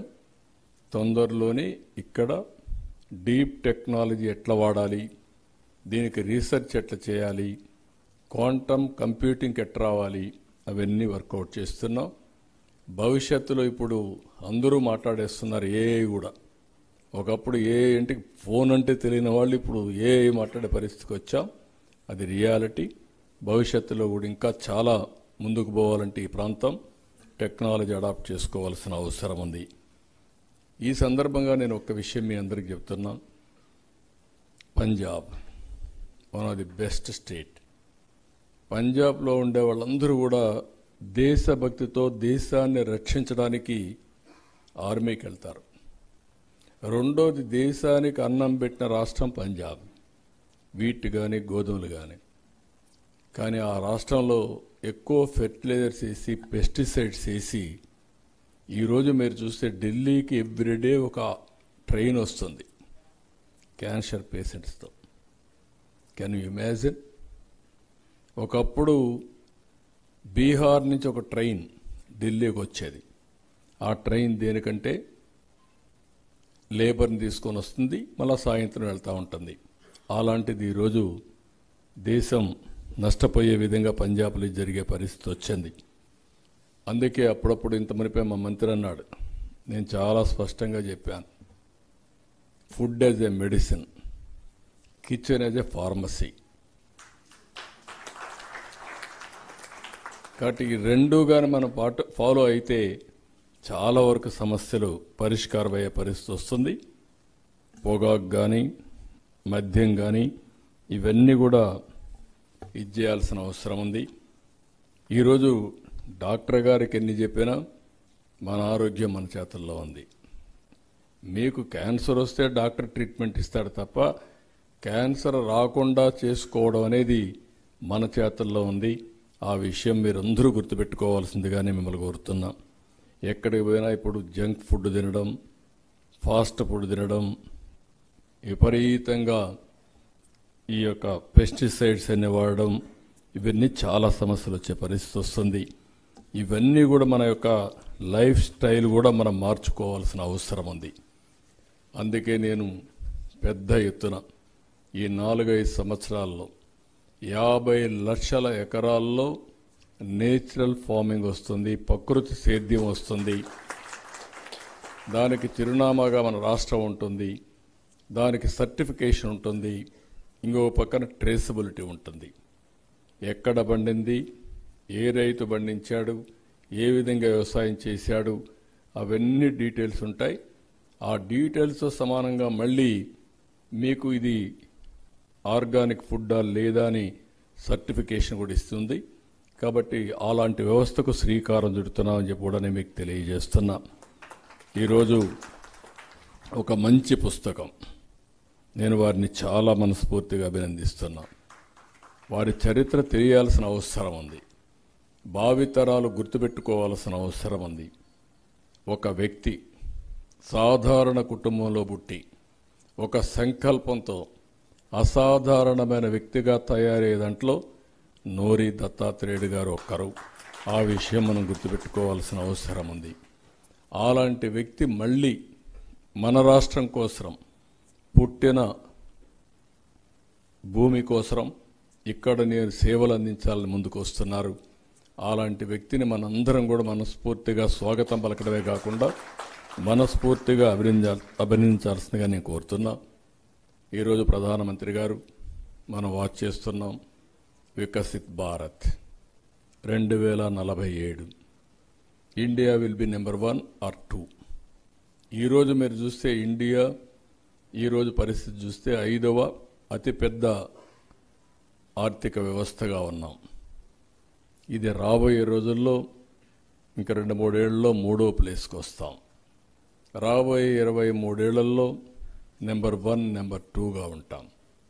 దేశానికి ఒక అదృష్టం వచ్చింది, మీరు గుర్తుపెట్టుకోవాలి. 91లో పివి నరసింహారావు గారు తెలుగు బిడ్డ ఆర్థిక సంస్కరణలకు నాంది పలికాడు. అక్కడి నుంచి మీరు చూస్తే ఎన్టీ రామారావు గారు లాంటి నాయకుడు తెలుగువారి ఆత్మగౌరవాన్ని ప్రపంచం మొత్తం చాటి చెప్పి తెలుగువారి ఉనికిని కాపాడాడు. ఈరోజు ప్రధానమంత్రి నరేంద్ర మోడీ గారు వికసిత్ భారత్ ద్వారా ఇండియాని నెంబర్ 1గా చేయాలంటే నా ఆలోచన 2047కి ప్రపంచంలోనే నెంబర్ 1 కమ్యూనిటీ ఏదంటే దానికి చిరునామాగా తెలుగు జాతి ఉండాలన్నది నా సంకల్పం. అదే సమయంలో భారతదేశంలో ఎక్కువ తలసరి ఆదాయం ఎక్కడుందంటే దానికి కూడా చిరునామాగా ఆంధ్రప్రదేశ్ ఉండాలనేది మన సంకల్పం. ఇప్పుడే మా మంత్రి గారు చెప్పారు విధ్వంసం గురించి. నేను విధ్వంసం గురించి మాట్లాడలేదు. ఇక్కడ విధ్వంసం ఉంటుంది. అలాంటి విధ్వంసం నుంచి రికవర్ చేయడానికే మనం అందరం ఉన్నాం. నోరి గారు ఎట్లయితే క్యాన్సర్ వచ్చింది కాబట్టి ఆయన డాక్టర్గా ఆయన ఉన్నాడు. రాష్ట్రంలో ఇబ్బందులు ఉన్నాయి కాబట్టి మనం ఇబ్బందులు తొలగించడానికి ఇక్కడికి వచ్చాం. ఆ విషయం మనం గుర్తుపెట్టుకోవాల్సిన అవసరం ఉంది. అందుకే నేను ఎప్పుడూ చెప్తాను, wealthy, happy and wealthy, healthy, happy. డబ్బులు ఉండాలి. డబ్బులు లేకపోతే క్యాన్సర్ వస్తే కూడా ట్రీట్మెంట్ తీసుకోలేం. అదే మాదిరిగా డబ్బులే కాదు, ఆరోగ్యం ఉండాలి. ఆరోగ్యమే కాదు, ఆనందం కూడా ఉండాలి. ఎప్పుడూ సీరియస్గా ఉండి బాధలు పడితే కూడా అది జీవితం కాదు.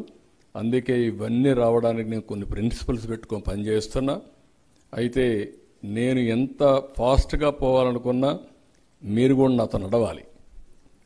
అట్లా కాకుండా మీరు ముందు పోతామంటే మీరు నన్ను లాగారనుకోండి, అక్కడి నుంచి కొంతవరకు పోయి మేము కూడా అలసిపోయే పరిస్థితి వస్తుంది. అది రానివ్వకుండా చూసుకోవాలి. నేను ప్రపంచంలో టాలెంట్ ఎక్కడున్నా తీసుకొస్తాను, టెక్నాలజీ ఎక్కడున్నా తీసుకొస్తాను. పరిపాలన కూడా సమర్థవంతంగా నడిపించడానికి ఏమేం చేయాలో అన్నీ చేస్తాం. ఇప్పుడు నోరి దత్తాత్రేయుడు గారికి అదనపు భారం. నేను ఇచ్చింది పదవి కాదు, బాధ్యత వారికి. ఈ విషయం మీరు గుర్తుపెట్టుకోవాల్సిన అవసరం ఉంది. వారి వల్ల కొన్ని వేల మందికి, లక్షల మందికి క్యాన్సర్ రాకుండా కాపాడుకునే అవకాశం వస్తుంది. అందుకే వారిని అడిగాను. వారి కన్సెంట్ తీసుకొని ఇప్పుడు అనౌన్స్ చేశా. ఇలాంటి వచ్చినప్పుడు ప్రతి ఒక్కరు కూడా సహకరిస్తే మనం అనుకున్న లక్ష్యాన్ని సుజావుగా జరిగే పరిస్థితి వస్తుంది. దానికి ముందుకు రావాల్సిందిగా మరొక్కసారి కోరుకుంటూ, నోరి దత్తాత్రేయుడు గారిని మీ అందరి తరపున, ఈ కృష్ణా జిల్లాలో చాలామంది ఉత్తమ పురుషులు పుట్టారు. కానీ ఒకప్పుడు నాకు ఒకసారి అనిపిస్తుంది, ఇక్కడ పుట్టిన వాళ్ళు వేరే ప్రాంతాలకు పోయి రాణించారు కానీ ఇక్కడ మాత్రం ఉండడం లేదు. ఇప్పుడు మళ్ళీ ఉండే పరిస్థితి వచ్చింది. ఎప్పుడైతే రాజధాని వచ్చినప్పుడు అవకాశాల కోసం హైదరాబాద్ పోయారు. ఒకప్పుడు ఇక్కడ రాజధాని లేదు కాబట్టి నేరుగా ఇక్కడి నుంచి నేరుగా చెన్నైకి వెళ్ళారు. కొంతమంది నేరుగా అమెరికాకి వెళ్ళారు. కొంతమంది వేరే దేశాలకు వెళ్ళారు. కానీ ఎక్కడ పోయినా రాణిస్తున్నారు. ఇక్కడ మాత్రం అలాంటి అవకాశాలు రాలేదు. అలాంటి అవకాశాలు ఇక్కడ క్రియేట్ చేస్తున్నాం. ఈ అవకాశాలను అందిపుచ్చుకుని అందరం ముందుకు పోవాల్సిన బాధ్యత మనందరిపైన ఉంది. దానికి మిమ్మల్ని అందరినీ మనస్ఫూర్తిగా అభినందిస్తూ, ఇప్పుడే విజయ్ కుమార్ గారు చెప్పారు, అదే మరి దత్తాత్రేయుని గారు చూశారు. ఆయన ఒక మాట చెప్పాడు, ఇండియన్ ఎడ్యుకేషన్, మనకుండే టీచింగ్ ఫెసిలిటీస్ కానీ ప్రపంచంలో ఏ దేశానికంటే తక్కువ కాదని చాలా స్పష్టంగా చెప్పారు. ఇటీవల కొంతమంది మాట్లాడుతూ ఇంగ్లీష్ గురించి మాట్లాడారు. చదువు అనేది మనం మాతృభాషలో చదువుకుంటే చదువు వల్ల నాలెడ్జ్ వస్తుంది. ఇంగ్లీష్ అనేది కమ్యూనికేషన్ మాత్రమే. ఆయన పుట్టుకతో ఇంగ్లీష్లో పుట్టలా, లేకుంటే ఇంగ్లీష్ వాడిగా పుట్టలా, తెలుగు బిడ్డగా పుట్టాడు, తెలుగు నేర్చుకున్నాడు, ప్రపంచాన్ని జయించాడు. ఇంగ్లీష్ దానికి అవసరమైనప్పుడు నేర్చుకున్నాడు, ఆటోమేటిక్గా వస్తుంది. అదే ఆయన సాధించిన విజయం. ఇప్పుడే విజయ్ కుమార్ గారు చెప్పినట్టు పుస్తకం చదవడం, నాలెడ్జ్ పెంచుకోవడం చాలా అవసరం. నిరంతరం మనందరం గుర్తుపెట్టుకోవాల్సిన అవసరం ఉంది. జీవితంలో ఇప్పుడు స్లోగా మనం చూస్తే ఆన్లైన్, ఆఫ్లైన్ కోర్సెస్ కూడా వస్తున్నాయి. నాలెడ్జ్ పెంచుకోవడం అనేది అనిత్యం మనం చేయగలిగితే దానివల్ల మనకు జీవితంలో చాలా లాభాలు వస్తాయి. ఆ విషయం కూడా మీరు గుర్తుపెట్టుకోవాల్సిన అవసరం ఉంది.